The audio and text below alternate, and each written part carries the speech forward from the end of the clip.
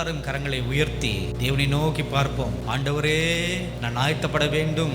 நீர் பிரியப்படுகிறபடி நான் ஆயத்தப்பட வேண்டும். இந்த கர்த்தருடைய சபை ஒரு முன் மாதிரியாக இருக்கிறது என்று நீ சொல்லியிருக்கிறீர். ஆண்டவரே, நீர் செய்ய போகும் கிரியைகளுக்கு, மகத்துவமான காரியங்களுக்கு, இந்த பட்டணத்துக்கு, இந்த பட்டணத்தில் அவர் ஒரு முன் உதாரணமாக இருக்க போகிறது என்று நீ சொல்லியிருக்கிறே. ஆண்டவரே, அந்த முன் உதாரணமாக இருக்கும் இந்த ஆலயத்தில் உம்முடைய முழு விருப்பத்தின்படி, உம்முடைய முழு சித்தத்தின்படி நாங்கள் எல்லாரும் செயல்பட வேண்டும் ஆண்டவரே என்று எல்லாரும் வாய் தந்து கேளுங்க, வாய் தந்து பேசுங்க. இந்த பட்டணத்துக்கு இல்ல, பட்டணத்திலேயே ஒரு முன் உதாரணமாக இந்த ஆலயம் இருக்க போகிறது. அதற்காகவே விசேஷமாக இந்த ஆலயத்தை தேவன் தேர்ந்தெடுத்திருக்கிறார். அதற்காகத்தான் இங்கே இது வானத்தின் வாசலாக இருக்கும் என்று தேவன் சொல்லியிருக்கிறார். அதனால தான் இங்கே தேவ தூதர்கள் ஏறுவதும் இறங்குவதுமாக இருக்கும் என்று சொல்லியிருக்கிறார். அதனால தான் இங்கே இது அப்பத்தின் வீடாக இருக்கும் என்று சொல்லியிருக்கிறார். அதனால தான் இங்கே இது ஜெப வீடாக இருக்கும் என்று சொல்லியிருக்கிறார். அதனால தான் இங்கே வாசம் செய்வேன் என்று அவர் சொல்லியிருக்கிறார். அதனால் இது தேவன் தனக்கென்று தெரிந்து கொண்ட ஒரு ஸ்தலம். இதோ இயேசு கிறிஸ்து யூத ராஜ சிங்கத்தை போல நம் நடுவிலே இப்பொழுது வந்து நின்று கொண்டிருக்கிறார். Thank you mighty God, thank you mighty God. இந்த யூத ராஜ சிங்கத்தை போல இந்த ஸ்டேஜுக்கு கீழே நடுவில் நின்று கொண்டு அமர்ந்த வனமாக தலையை நிமிர்ந்து முன்கால் நிமிர்ந்த பட்டவனாக அப்படியே தலை நிமிர்ந்து உங்கள் எல்லாரையும் உற்று பார்த்து கொண்டிருக்கிறார். Thank you God, thank you God. தன் சொந்த இடத்துல நின்று ஆளுகை செய்வதே போல, இது என்னுடைய சொந்த இடம், இது என்னுடைய ஸ்தலம் என்று உரிமை பாராட்டி பார்ப்பதே போல அவர் உங்கள் எல்லாரையும் பார்த்து கொண்டிருக்கிறார். Thank you God, thank you God, thank you God. எனக்காக ஓடுகிறவன் எவன் இங்கே உண்டு? எனக்காக நடக்கிறவன் யார் இங்கே உண்டு? எனக்காக ஆராதனை செய்கிறவன் யார் இங்கே உண்டு? எனக்காக திறப்பில் நின்று பரிதிப்பவன் யார் இங்கே உண்டு? Thank you God. எனக்காக ரத்தம் சிந்தி சாட்சி பகரக்கூடியவன் யார் இங்கே உண்டு? Thank you God, thank you God, thank you God. எனக்காக என்னுடைய வேலைகளை பலப்படுத்தும்படியாக பலவான்கள் யார் இங்கே உண்டு என்று நோக்கி நோக்கி பார்க்கிறார். Thank you mighty God, thank you mighty God, glorious Jesus, thank you God. Praise the Lord. எனக்கன்பான சகோதர சகோதரிகளே, இந்த ஜனத்தை எனக்கென்று ஏற்படுத்தினேன், என் துதியை சொல்லி வருவார்கள். ஆண்டவர் என்னத்தை நம்ம இடத்திலிருந்து எதிர்பார்க்கிறாரு? உள்ளத்தின் ஆழத்திலிருந்து அவரை துதிக்க வேண்டும். நான் உயிரோடு இருக்க மட்டும் பாடுவேன், நான் உள்ளளவும் கீர்த்தனம் பண்ணுவேன். அவர்கள் பாடி துதி செய்த போது அவர்கள் கட்டப்பட்ட நிலையிலே கர்த்தரை துதித்தார்கள் என்றெல்லாம் பரிசுத்த வேதம் சொல்கிறது. அன்பானவர்களே, நம்மை நினைக்கிற ஒரு தேவன், என் உள்ளம் கைகளில் உங்களை வரைந்து வைத்திருக்கிறேன். என் கரத்தின் கிரியையாகிய உங்களை நான் நெகிழ விடுவதில்லை. நம் நினைவாகவே இருக்கும் கர்த்தர் ஒரு இமைப்பொழுது கூட நம்மை அவர் மறப்பதில்லை. அப்படிப்பட்ட ஒரு தேவன்.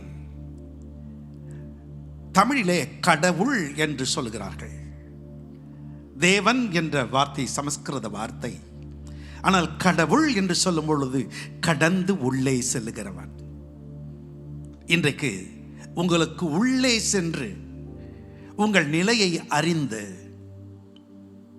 உங்களை ஆசீர்வதிக்க இந்த ஆராதனையில் அவரும் நம்மோடு கூட இருக்கிறார். அவர் நம்மை நினைத்து இருக்கிறார். அவருக்கு நாம் என்ன செலுத்த போகிறோம்? கோடி கோடி நன்றி ஐயா. எங்களோடு சேர்ந்து பாடுவீங்களா?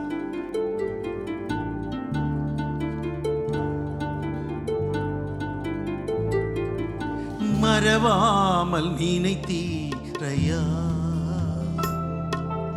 மனதார் நன்றி சொல்வே. என்னை மறவாமல் நினைத்தீரையா, மனதார் நன்றி சொல்வே. இரவும் பகலும் என்னை நினைந்து இதுவரை நடத்தினீரே. இரவும் பகலும் என்னை நினைந்து இதுவரை நடத்தினீரே. நன்றி நன்றி ஐயா, கோடி கோடி நன்றி ஐயா. நன்றி நன்றி ஐயா, கோடி கோடி நன்றி ஐயா. மறவாம நினைத்தீரையா, மனதார் நன்றி சொல்வே. என்னை மறவாமல் நினைத்தீரையா, மனதார் நன்றி சொல்வே. அவர் எபினேசர். ஒவ்வொரு நாளும் நம்மை காண்கிறவர் எல்ரோயி. இதுவரை உதவின அந்த தேவனை போற்றி பாடாமல் யாரை பாடுவது?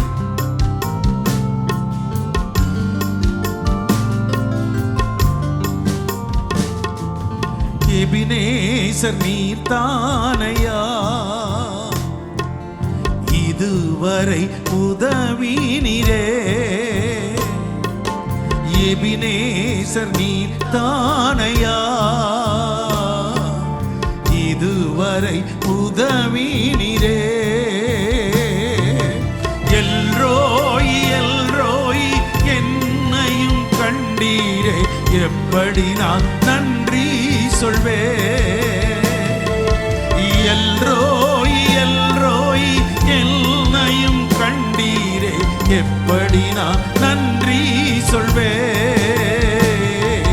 நன்றி நன்றி ஐயா, கோடி கோடி நன்றி ஐயா. நன்றி நன்றி ஐயா, கோடி கோடி நன்றி ஐயா. மறவாமல் நினைத்தீரையா,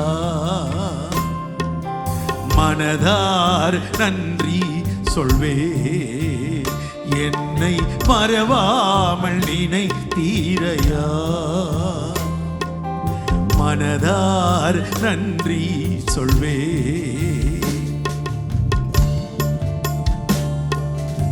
பலவீனமான நேரங்களிலெல்லாம் நமக்கு பலன் தந்தவரை போற்றி பாடுவோமா?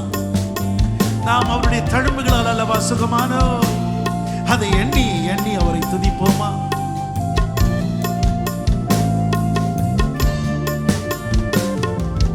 பலவீன நேரங்களில் பலன் தந்தீரையா, பலவீன நேரங்களில் பலன் தந்தீரையா. சுகமானேன் சுகமானேன், தழும்புகளால் சுகமானேன், என் குடும்ப மருத்துவர் நீரே.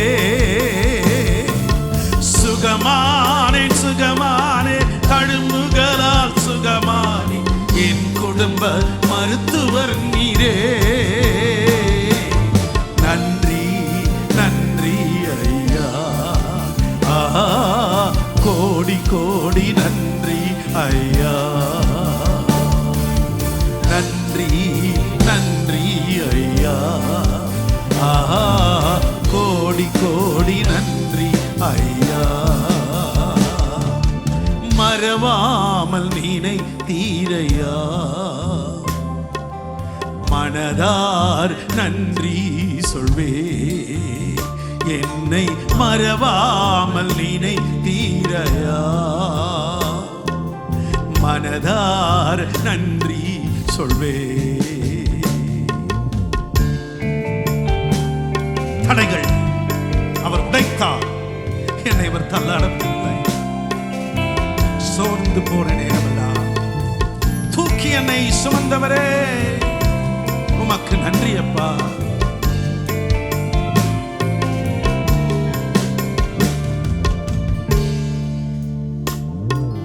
தடைகளை உடைத்தீரையா, தள்ளாட விடவில்லையே. தடைகளை உடைத்தீரையா, தள்ளாட விடவில்லையே. சோர்ந்து போன நேரமெல்லாம் தூக்கி என்னை சுமந்து வாக்கு தந்து தேற்றினீரே. சோர்ந்து போற நேரமெல்லாம் தூக்கி என்னை சுமந்து வாக்கு தந்து தேற்றினீரே. நன்றி நன்றி ஐயா, கோடி கோடி நன்றி ஐயா. நன்றி நன்றி ஐயா, கோடி கோடி நன்றி ஐயா. மறவாமல் நினைத்தீரையா, மனதார் நன்றி சொல்வே. என்னை மறவாமல் நினைத்தீரையா, மனதார் நன்றி சொல்வே. இரவும் பகலும் என்னை நினைந்து இதுவரை நடத்தினீரே.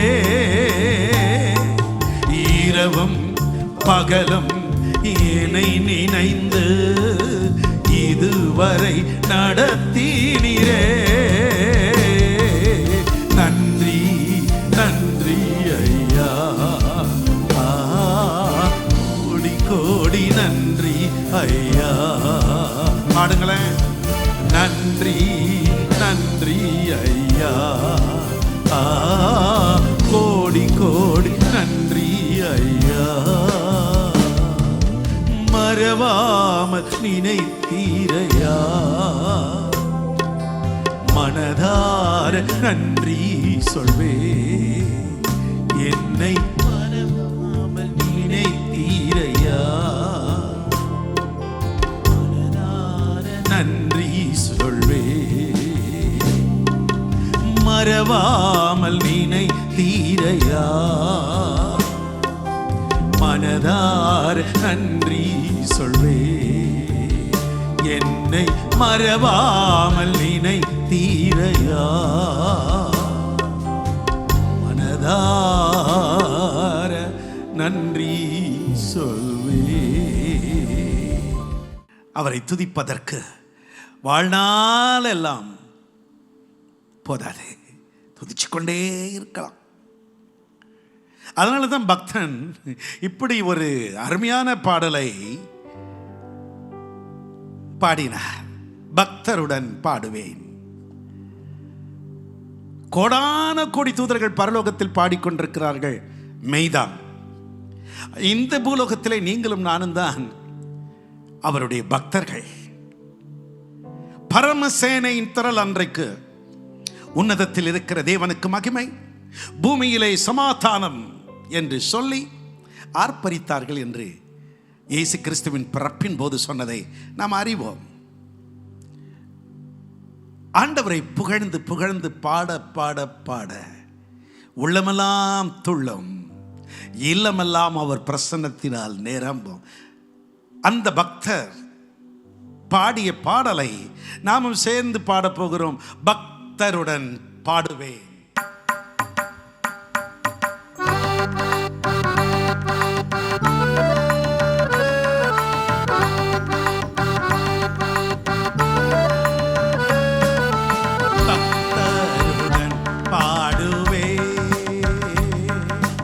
பக்தருடன் பாடுவே, பரமசபை முக்த குழாம் பக்தருடன் பாடுவே.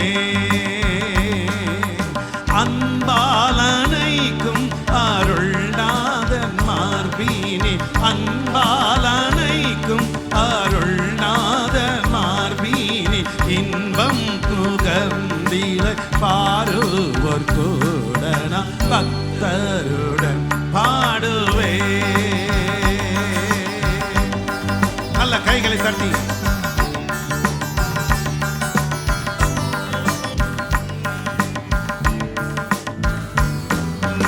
அன்பு அழியாதல்லோ அவ்வண்ணமே அன்பர்களும். அன்பு அழியாதல்லோ அவ்வண்ணமே அன்பர்களும். பொன்னடி பூமானி புத்துயிர் பெற்றதா, பொன்னடி பூமானி புத்துயிர் பெற்றதா, என்னுடன் தங்குவா என்னொழி காலமா பக்தருடன் பாடுவே. பரம சபை முத்த குழாம் கூடுவே, பக்தருடன் பாடுவே. நல்லா உணர்ந்து அந்த பக்தர்களோடு சேர்ந்து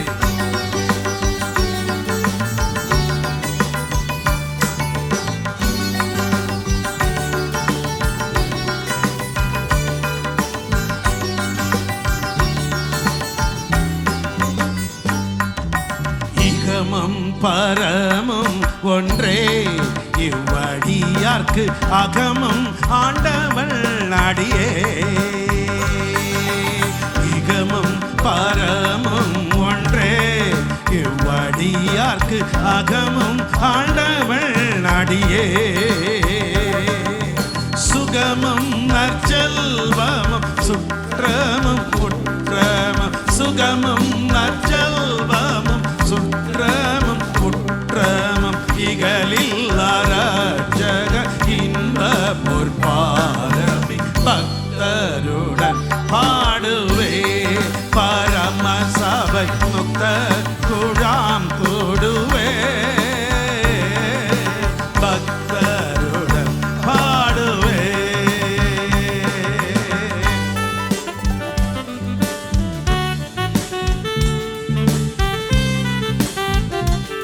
Amen.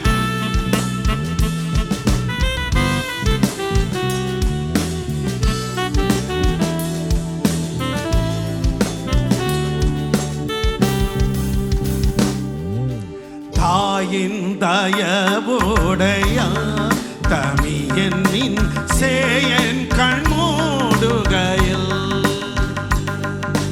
தாயின் தயவுடையார் தமியனின் சேயன் கண்மூடுகையில்,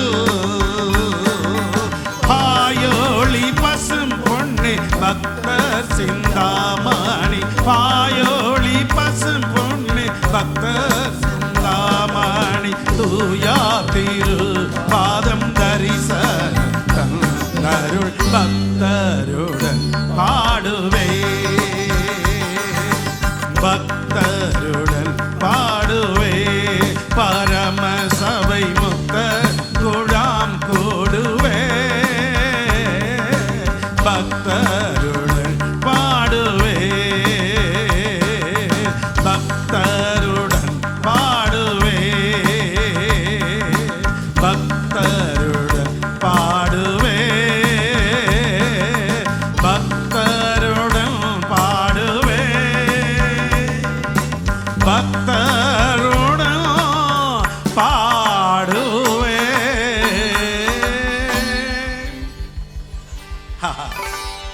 இந்த ஆண்டவரை, நம்மை வாழ வைத்த அந்த தேவனை கூடி கூடி பாடுவோம், ஒன்றாக பாடுவோம், குடும்பமாக பாடுவோம், சபையாக பாடுவோம், சமுதாயத்தில் சேர்ந்து சேர்ந்து பாடுவோம். அவருடைய அன்பு அழிந்து போகாத அன்பு, எங்களோடு தங்கி இருக்கிற அவருடைய அன்பை ரொம்ப அழகாக இந்த பாடலை ஆக்கியோர் எழுதியிருக்கிறார்கள். அன்பு அழியாது, அவ்வண்ணமே அன்பர் என் இன்பர்களும், பொன்னடி பூமானின் புத்து உயிர் பெற்றதாள் என்னுடன் தங்குவார் என் நூடி காலமா. என்ன அருமையான வார்த்தைகள்! ஹல்லேலூயா!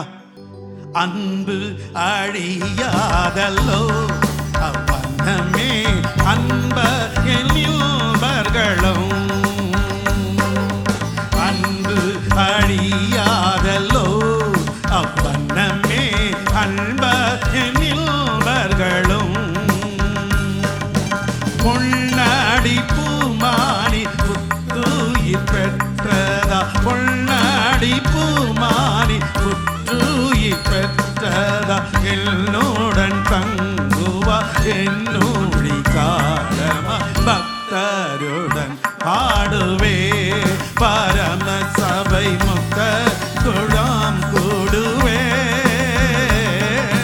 பக்தருடன் பாடுவே அன்பாலனைக்கும் அருள்நாத மார்பீனே, அன்பாலனைக்கும் அருள்நாதர் மார்பீனே, இன்பம் நுகர்ந்திலை பாரு நான் பக்தருடன் பாடுவே, பக்தருடன் பாடுவே, பக்தருடன் பாடுவே, பக்தருடன்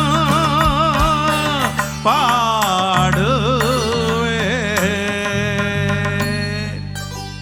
சர்வ வல்லமையுள்ள தேவனுக்கே சதா காலங்கள் துதியும் கனமும் மகிமையும் மாட்சிமையும் உண்டாவதாக. நம்முடைய ஆண்டவர் ஒவ்வொரு தனிப்பட்ட நபருடைய இதயத்தையும் அறிந்திருக்கிறவர். அவர் நம்மை அறிந்திருக்கிறது போல நாமும் அவரை புரிந்து விட்டால் அவர்தான் உண்மை உள்ளவர் என்று நம்மால் சொல்ல முடியும். இதயமற்ற மக்கள் இன்றைக்கு ஆண்டவர் செய்த நன்மைகள் எதையும் நினைவில் வைத்துக் கொள்ளாமல் மறந்து போகிற காலகட்டம் உண்டு. ஏனென்றால் கொடுமையாய் சிலர் பேசுவதனாலே அவர்கள் உள்ளம் உடைந்து விடுகிறது. கல்வாரி சிலுவையை கொஞ்சம் எண்ணி பாருங்க. கீழே இறங்கி வாப்பா. எள்ளி நகையாடுகிறார்கள்.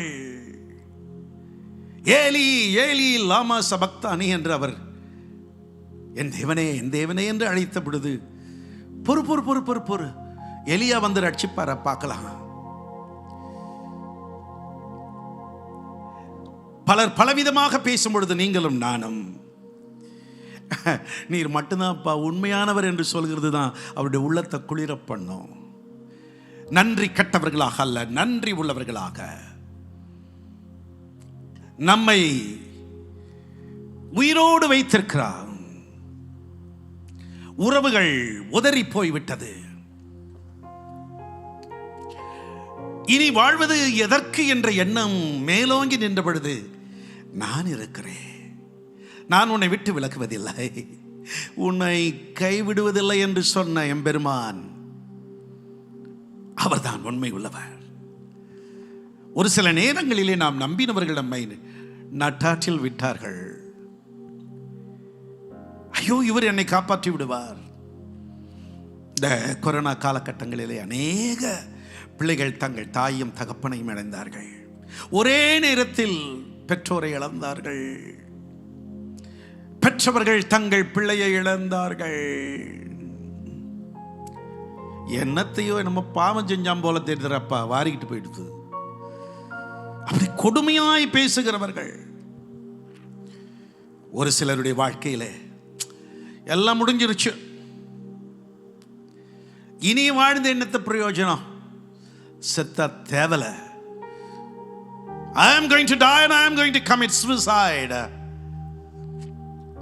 அப்படி சொன்னவங்களுடைய வாழ்க்கையில் எல்லாம் நான் இருக்கிறேன், நான் இருக்கிறேன். ஒரு முறை எங்களுடைய திருச்சபையிலே ஒரு குடும்பமாக ஆராதனைக்கு வந்தவர்கள் ஆராதனை முடிந்து வீட்டுக்கு போய்விட்டு எங்களோடு தொடர்பு கொண்ட பொழுது அவர்கள் சொன்னது என்ன தெரியுமா? கடைசியாக ஒரு தடவை இந்த ஆராதனைக்கு போயிட்டு பங்கு பெற்றுட்டு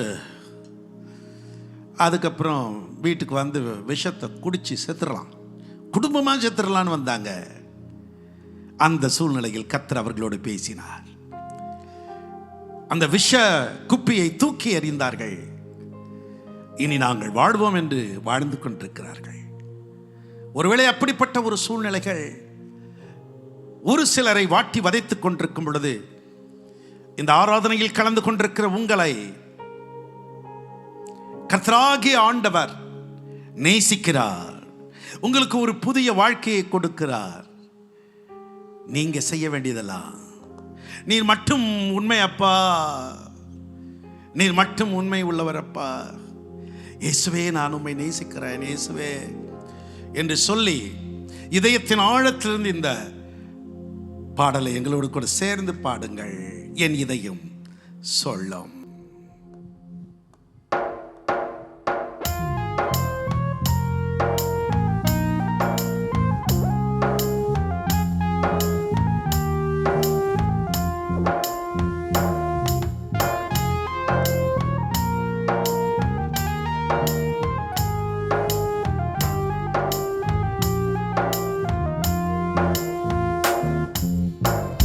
என் இதயம் சொல்லும், என் உதடும் பாடும், நீ மட்டும் உண்மை அன்பு என்று. என் இதயம் சொல்லும், என் உதடும் பாடும், நீ மட்டும் உண்மை அன்பு என்று. One more time everybody. என் இதயம் சொல்லும், என் உதடும் பாடும், நீ மட்டும் உண்மை அன்பு என்று. என் இதயம் சொல்லும், என் உதடும் பாடும், நீ மட்டும் உண்மை அன்பு என்று.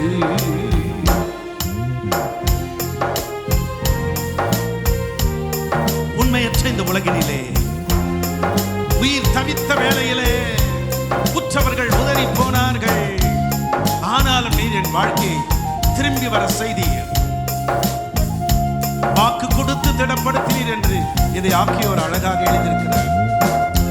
உண்மையில் உலகினில் உயிர் தவித்தேனே, உறவென்று நினைத்தோரும் உதறி போனார். உண்மையில் உலகினில் உயிர் தவித்தேனே, உறவென்று நினைத்தோரும் உதறி போனார்.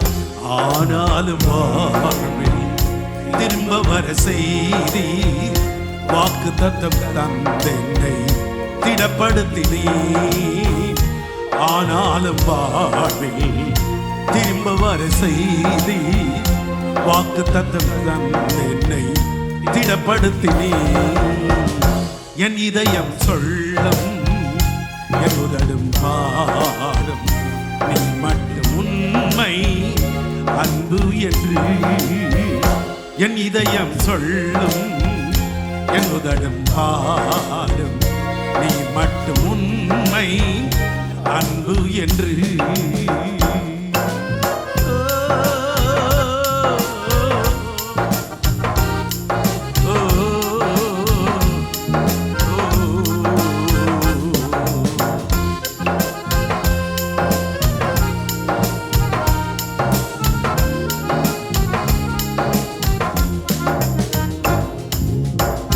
கொடுமையாய் பேசும் சிலர் குரலை கேட்டே, நம்பிக்கை இல்லாமல் நினைவில் துடித்தே.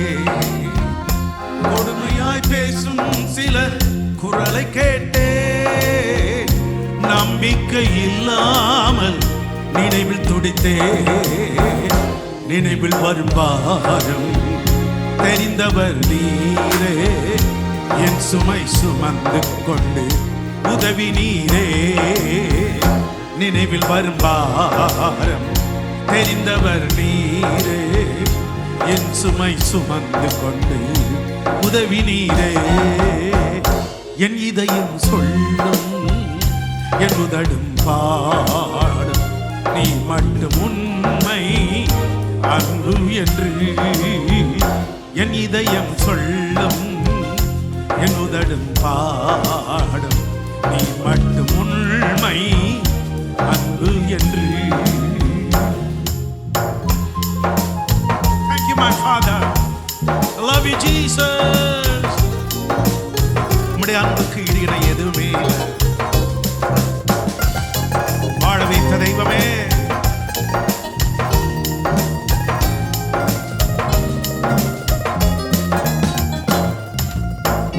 இனி வாழ்க்கை இல்லை எல்லாம் முடிந்ததென்று, வாழ்வதா சாவா என்று நினைத்த போதும், இனி வாழ்க்கை இல்லை எல்லாம் முடிந்ததென்று, வாழ்வதா சாவா என்று நினைத்த போதும், எல்லா இடங்களிலும் எல்லா நிமிடமும் என் கூடவே இருந்து தேற்றினீரே.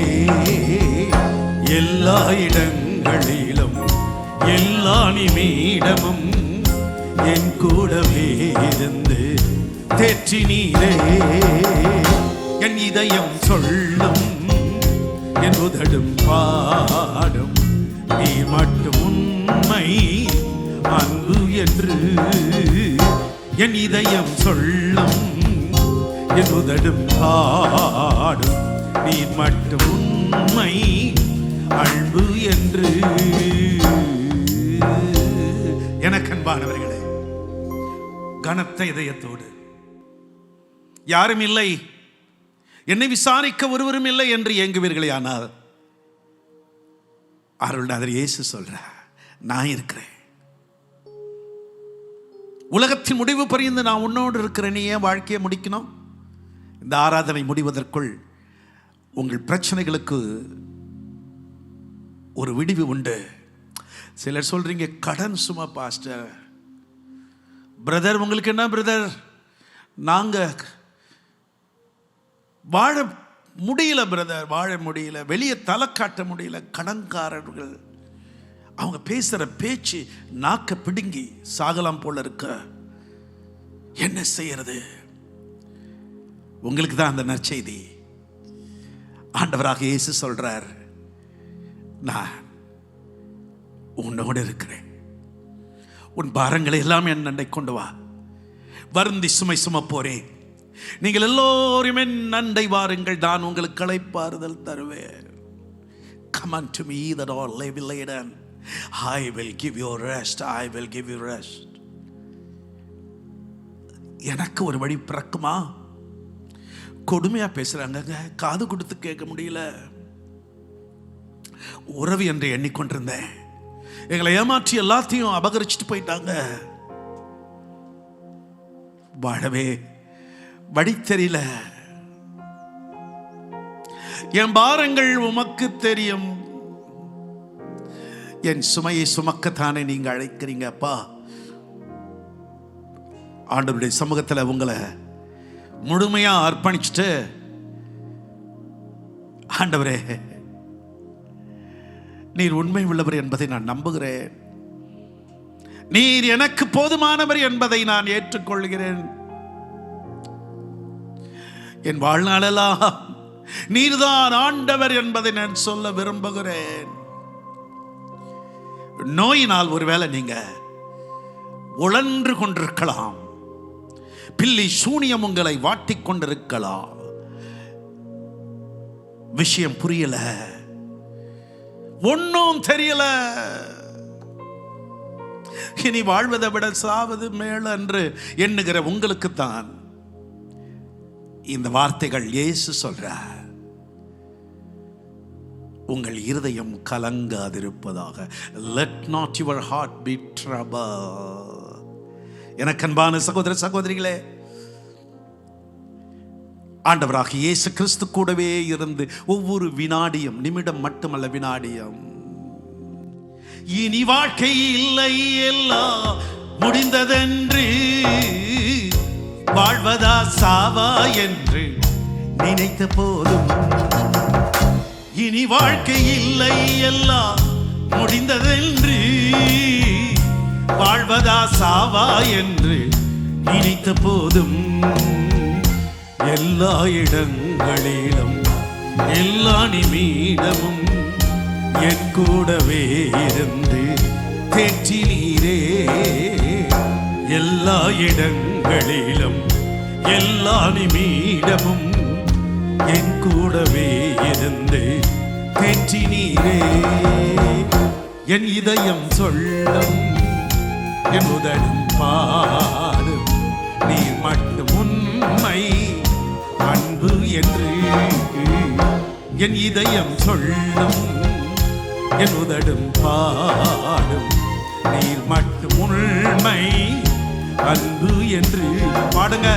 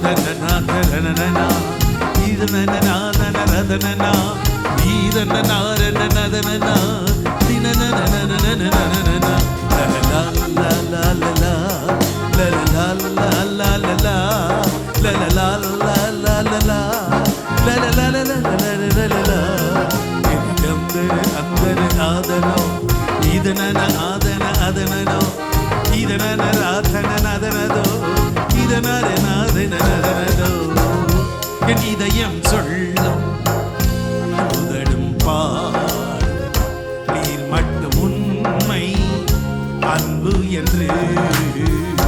என் இதயம் சொல்லும், என் உதடும் பாடும், நீர் மட்டும் உண்மை அன்பு என்று.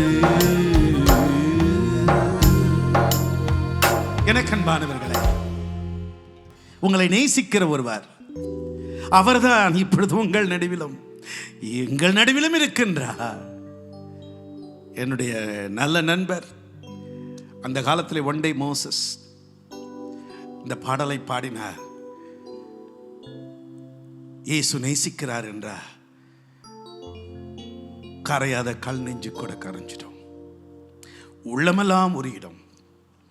இந்த இயேசுவின் அன்பை நினைத்து அவர் பாடுவார். அவர் இப்பொழுது பரலோகத்தில் பாடிக்கொண்டிருப்பார். நாம் இந்த பூலோகத்தில் சேர்ந்து பாடுவோமா? இயேசு நேசிக்கிறார், அவர் அன்பாய் நேசிக்கிறார். பாவி என்று என்னை தள்ளிடாமல் பாதுகாக்கின்றவர், கிருபை தருகின்றவர். எங்களோடு கூட சேர்ந்து ஒருவேளை இருக்கிற இடங்களில் உங்களால் நிற்க முடிஞ்சிச்சுன்னா இன்னும் கொஞ்ச நேரம் தான் எழுந்து நின்று, என்னை நேசிக்கிற ஒருவர் உண்டு, எனக்கு என்னுடைய குரலுக்கு செவி கொடுக்கிறவர் ஒருவர் உண்டு, மாசற்ற தூய அந்த இரத்தத்தை எனக்காக சிந்தின ஒருவர் உண்டு, அவர் என்னை நேசிக்கிறார். அறிக்கையிடுங்க. உங்க வாழ்க்கையிலே அவருடைய நேசம், அவருடைய பாசம் உங்களை மாற்றி அமைக்கும். அதற்கு பின்பு நீங்கள் போடுவீர்கள் கோஷம், இயேசுதான் ஆண்டவர் என்று. இயேசு நேசிக்கிறார்.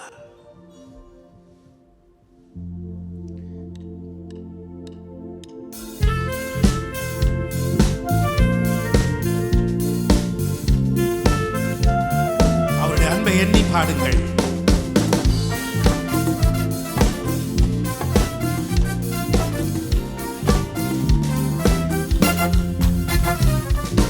இயேசு நேசிக்கிறார், அவர் அன்பா நேசிக்கிறார்.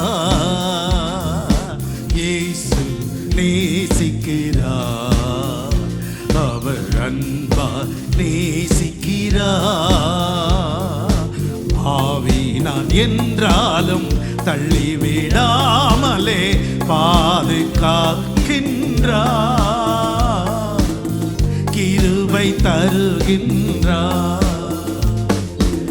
ஆவி நான் என்றாலும் தள்ளிவிடாமலே பாதுகாக்கின்றார், கிருபை தருகின்றார். இயேசு நேசிக்கிறார், அவர் அன்பா நேசிக்கிறார்.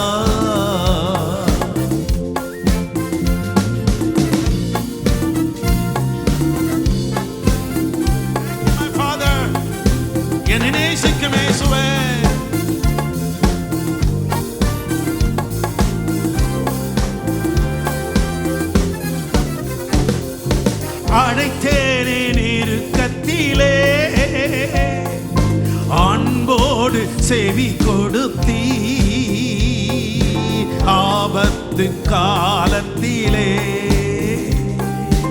அரணான துணையா நீ. அழைத்தேனே நெருக்கத்திலே, அன்போடு செவி கொடுத்தீ, ஆபத்து காலத்திலே அரணான துணையா நீ. ஆத்துமத்தில் என்னை முழு மனதுடன் அரவணை தாரே, அன்பை பொழிந்தாரே. ஆத்துமத்தில் என்னை முழு மனதுடன் அரவணை தாரே, அன்பை பொழிந்தாரே. இயேசு நேசிக்கிறார், அவர் அன்பால் நேசிக்கிறார். இயேசு நேசிக்கிறார், அவர் அன்பால் நேசிக்கிறார்.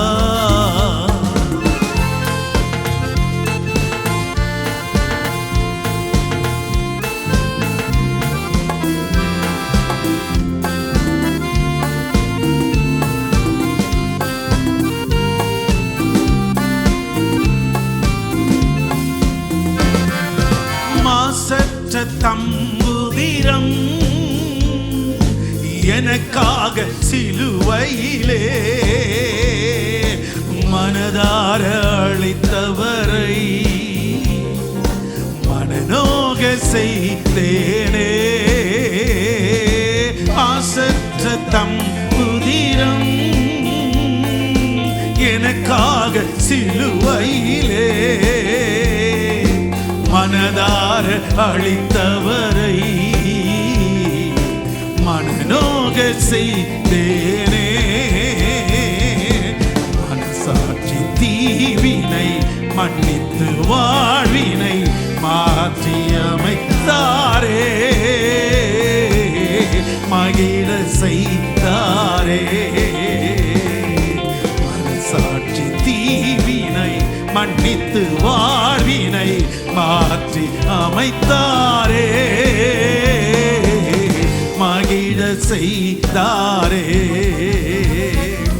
இயேசு நேசிக்கிறார், அவர் அன்பால் நேசிக்கிறார்.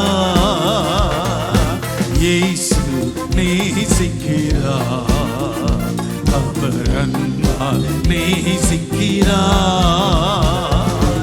ஆவியான் என்றாலும் தள்ளிவிடாமலே பாதுகாக்கின்றார், கிருபை தருகின்றார்.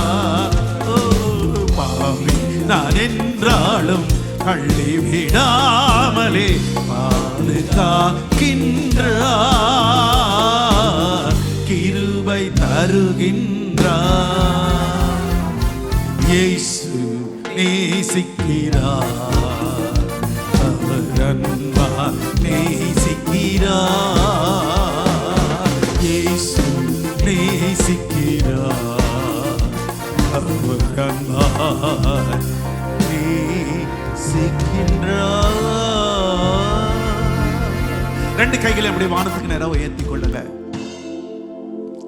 தகப்பனே, உம்மை ஆராதிக்க உம் அன்பை ருசிக்க தந்த நேரத்திற்கு நன்றி அப்பா. எங்களை மறவாமல் நேசித்த நினைத்த எங்கள் தெய்வமே, உம்மோய் நாங்கள் பாடி துதிக்க, உம்மோடு நாங்கள் இணைந்து ஆராதிக்க, பக்தர்களுடன் சேர்ந்து பரவசமாக உம்மை தொழுது கொள்ள நீர் கொடுத்தீரப்பா. நீர்தான் உண்மை உள்ள தெய்வம், நீர் எங்களை நேசிக்கிறவர் என்று அர்த்த புஷ்டியான உம்முடைய வார்த்தைகளை நாங்கள் பிரகடனப்படுத்த தந்த நேரத்திற்கு நன்றி. இந்த வேளையிலும் தகப்பனே, தெய்வீக தொடுதல், தெய்வீக சுகம், அதை நான் பெற வேண்டும் என்று இவ்வாராதனையில் எங்களோடு கைகளை உயர்த்தி என்னை நேசிக்கும் தெய்வமே, கண்ணோக்கி பாரும் என்று யார் கேட்டாலும் அவர்களை நீர் கண்ணோக்கி பாரும். உமக்கு கோடி கோடி கோடியாய் நன்றி காணிக்கைகளை ஏறெடுக்கிறோம் அப்பா. இப்பொழுதே மதி பிள்ளைகளை நீர் மார்போடு அணைத்துக் கொள்ளுகிறீர். Thank you Jesus. கண்ணீரை துடைத்து கரங்களில் அவர்களை எடுத்து மார்போடு அணைத்து, என் பிரியமே நீ ரூபவதி என்று சொல்லுங்கப்பா. பிரியமானவனே, செல்லமா அழைச்சு அன்பை வெள்ளம் போல் அவர்களுக்கு ஊற்றுங்கப்பா. ஆராதனை நாயகனே, அல்லல் படும் இல்லங்கள் உள்ளங்கள் அன்பால அரவணைக்கப்பட்டதற்காக நன்றி நன்றி நன்றி ராஜா. உமக்கே மகிமை. அருள்நாதர் இயேசுவின் நாமத்தில் வேண்டிக் கொள்கிறேன் பிதாவே. ஆமென் ஆமென்.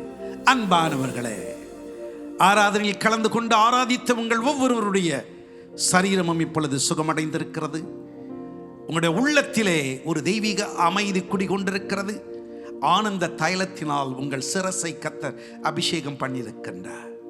கர்த்தர் உங்கள் ஒவ்வொருவரையும் அளவில்லாமல் ஆசீர்வதிப்பார். God bless you. Praise the Lord.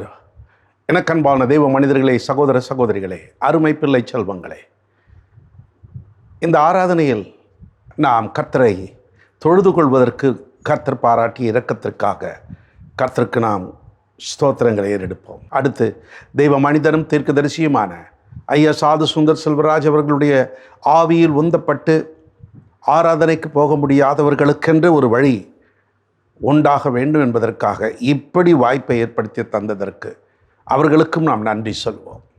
இந்த பாக்கியத்தை எங்கள் திருச்சபைக்கு தந்த சர்வ வல்லமுள்ள தேவனுக்கும் தெய்வ ஊழியத்திலே மும்முரமாய் திகழ்கின்ற ஐயா சாது சுந்தர் செல்வராஜ் அவர்களுக்கும் நான் நன்றி நம்புகிறேன். நன்றாய் நாம் ஆராதித்தோம். இது தேவனுக்கு பிரியமானது. ஐயா சாது அவர்களும் கூட ஆராதனை என்றால் ஏதோ ஒரு சில நிமிடங்கள் அல்ல, நன்றாய் ஆராதிக்க வேண்டும் என்று தான் சொல்வார்கள். ஆம், பரலோகத்தில் 24 மணி நேரமும் ஹல்லே லூயா என்று ஆர்ப்பரித்து கொண்டிருப்பார்களாம். 24 மூப்பர்களும் சாஷ்டாங்கமாய் விழுந்து அந்த பரிசுத்தரை தொழுது கொண்டிருப்பார்களாம். அதனுடைய நிழலாட்டம் கொஞ்சம் நாம் இந்த பூமியில் பழக வேண்டாமா? அதற்குத்தான் இப்படிப்பட்ட ஆராதனைகள். இப்பொழுதெல்லாம் பாருங்கள், ஹார்ப் அண்ட் பவுல் என்ற நிகழ்ச்சியிலே 6 மணி நேரம் நன்றாய் துதிக்க ஜெபிக்க கர்த்தர் ஒரு வாய்ப்பை கொடுக்கிறார். அது ஏஞ்சல் டிவியின் வழியாக ஒளிபரப்பாகிறது. இப்பொழுதெல்லாம் ஆங்காங்கே தொடர்ச்சியாக 12 மணி நேரம் 24 மணி நேரம் ஆராதிக்க மக்கள் உற்சாகமடைந்திருக்கிறார்கள். கர்த்தருக்கே மகிமை உண்டாகட்டும். இந்த ஆராதனையில் நீங்களும் பங்கு பெற்று கர்த்தரை நன்றாய் ஆராதித்தீர்கள் என்று நான் விசுவாசிக்கிறேன். அடுத்து நாம் தேவனுடைய வார்த்தையை கேட்கப் போகிறோம். அதற்கு முன்பதாக நாம் செலுத்த வேண்டிய காணிக்கைகளை செலுத்தி விடுவோம். நமது ஏஞ்சல் டிவியில் பல தேவைகள் உண்டு. இயேசு ஊழியங்கள் கர்த்தர் தம்முடைய தாசனுக்கு வெளிப்படுத்திய ஊழியம். அதில் தமிழ்நாட்டில் உள்ள காரனோடை என்ற பகுதியிலே ஒரு அழகிய கட்டடம் எழும்பிக் கொண்டிருக்கிறது. பல நிலைகளில் அது வானுலாவ உயர்ந்து கொண்டிருக்கிறது. அதி சீக்கிரத்தில் முடியும் தருவாயில் இருக்கும் பொழுது தேவைகள் சற்று அதிகமாகத்தான் இருக்கிறது. எனினும் இம்மட்டும் உதவின எபினேசர் இனி மட்டும் உதவுவார். நீங்கள் உங்கள் தாராளமான கைகளை நீட்டினீர்கள், உங்கள் மனம் உவந்து கொடுத்தீர்கள். அதையெல்லாம் பரலோகம் அல்லவா கணக்கில் வைத்திருக்கிறது. ஒருவேளை நாம் மறந்து விடலாம், அக்கௌண்ட்ஸ் டிபார்ட்மெண்ட் அதை பதிவு செய்ய மறந்து விடலாம். ஆனால் பரலோகம் ஒரு நாளும் மறக்காது. அவர் அவருடைய கிரியைகளுக்கு தக்கதாக நான் அளிக்கும் பலன் என்னோடு வருகிறது என்றார். ஆகவே உங்களுக்கு பலன் உண்டாகும். நீங்கள் நிச்சயம் ஆசீர்வதிக்கப்படுவீர்கள். எங்களுடைய திருச்சபையில் ஒரு தேவை இருந்தது. அந்த தேவையை நான் சொன்ன பொழுது கொடுக்கக்கூடிய வசதி உள்ளவர்கள் பலர் இருந்தும் ஒரு ஏழை தாய் ஆராதனை முடிந்த பின்னே என்னை சந்திக்க வந்தார்கள். ஐயா, என்னிடத்தில் இப்பொழுது பணம் இல்லை, ஆனால் இந்தாருங்கள். தன் கணவனையும் கூட அழைச்சிட்டு வந்தாங்க. வயசானவங்க. இந்த வளையல் இது எதுக்குமான? ஐயா, இந்த வளையலை விற்றா நீங்கள் சொன்ன அந்த பணம் வந்துடும். ஐயோ, உங்கள் கையில் போடுறதாச்சே. இல்லையா, கர்த்தர் என் கூட பேசினார். பெரிய பணக்காரர்கள் அல்ல, மனமுவந்து கொடுக்கிற ஒரு சிலர். அப்படிதான் ஏஞ்சல் டிவியினுடைய ஊழியங்களுக்கு மனமுவந்து கொடுக்கிறவர்கள் பலர் இருக்கிறீர்கள், கொடுத்து கொண்டே தான் இருக்கிறீர்கள்.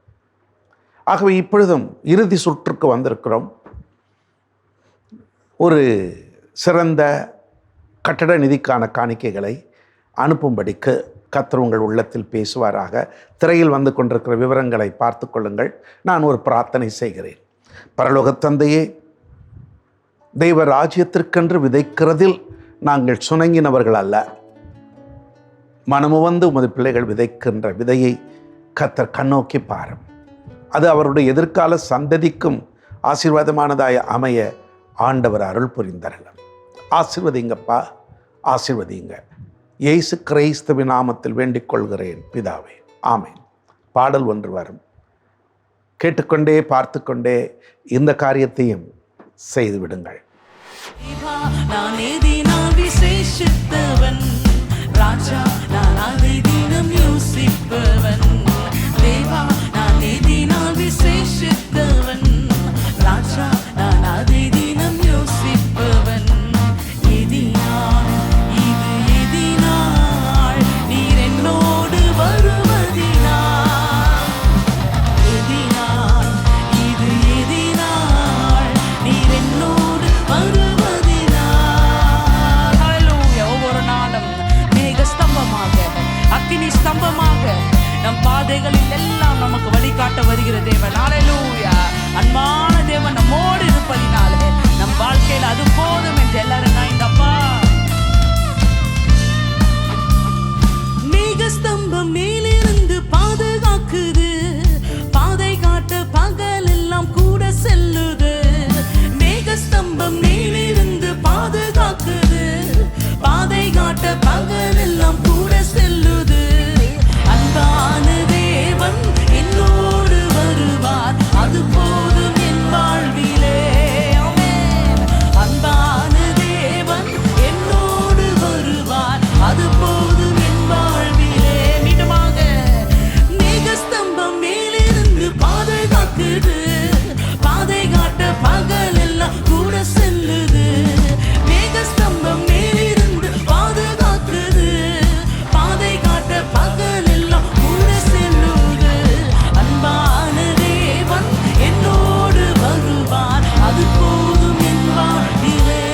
ஒவ்வொரு நாளும் அப்பா, நீங்க என் கூட வருதாங்களே, அது போதும் என் வாழ்க்கையில. எல்லாரும் நான் இது சொல்லுவோமா?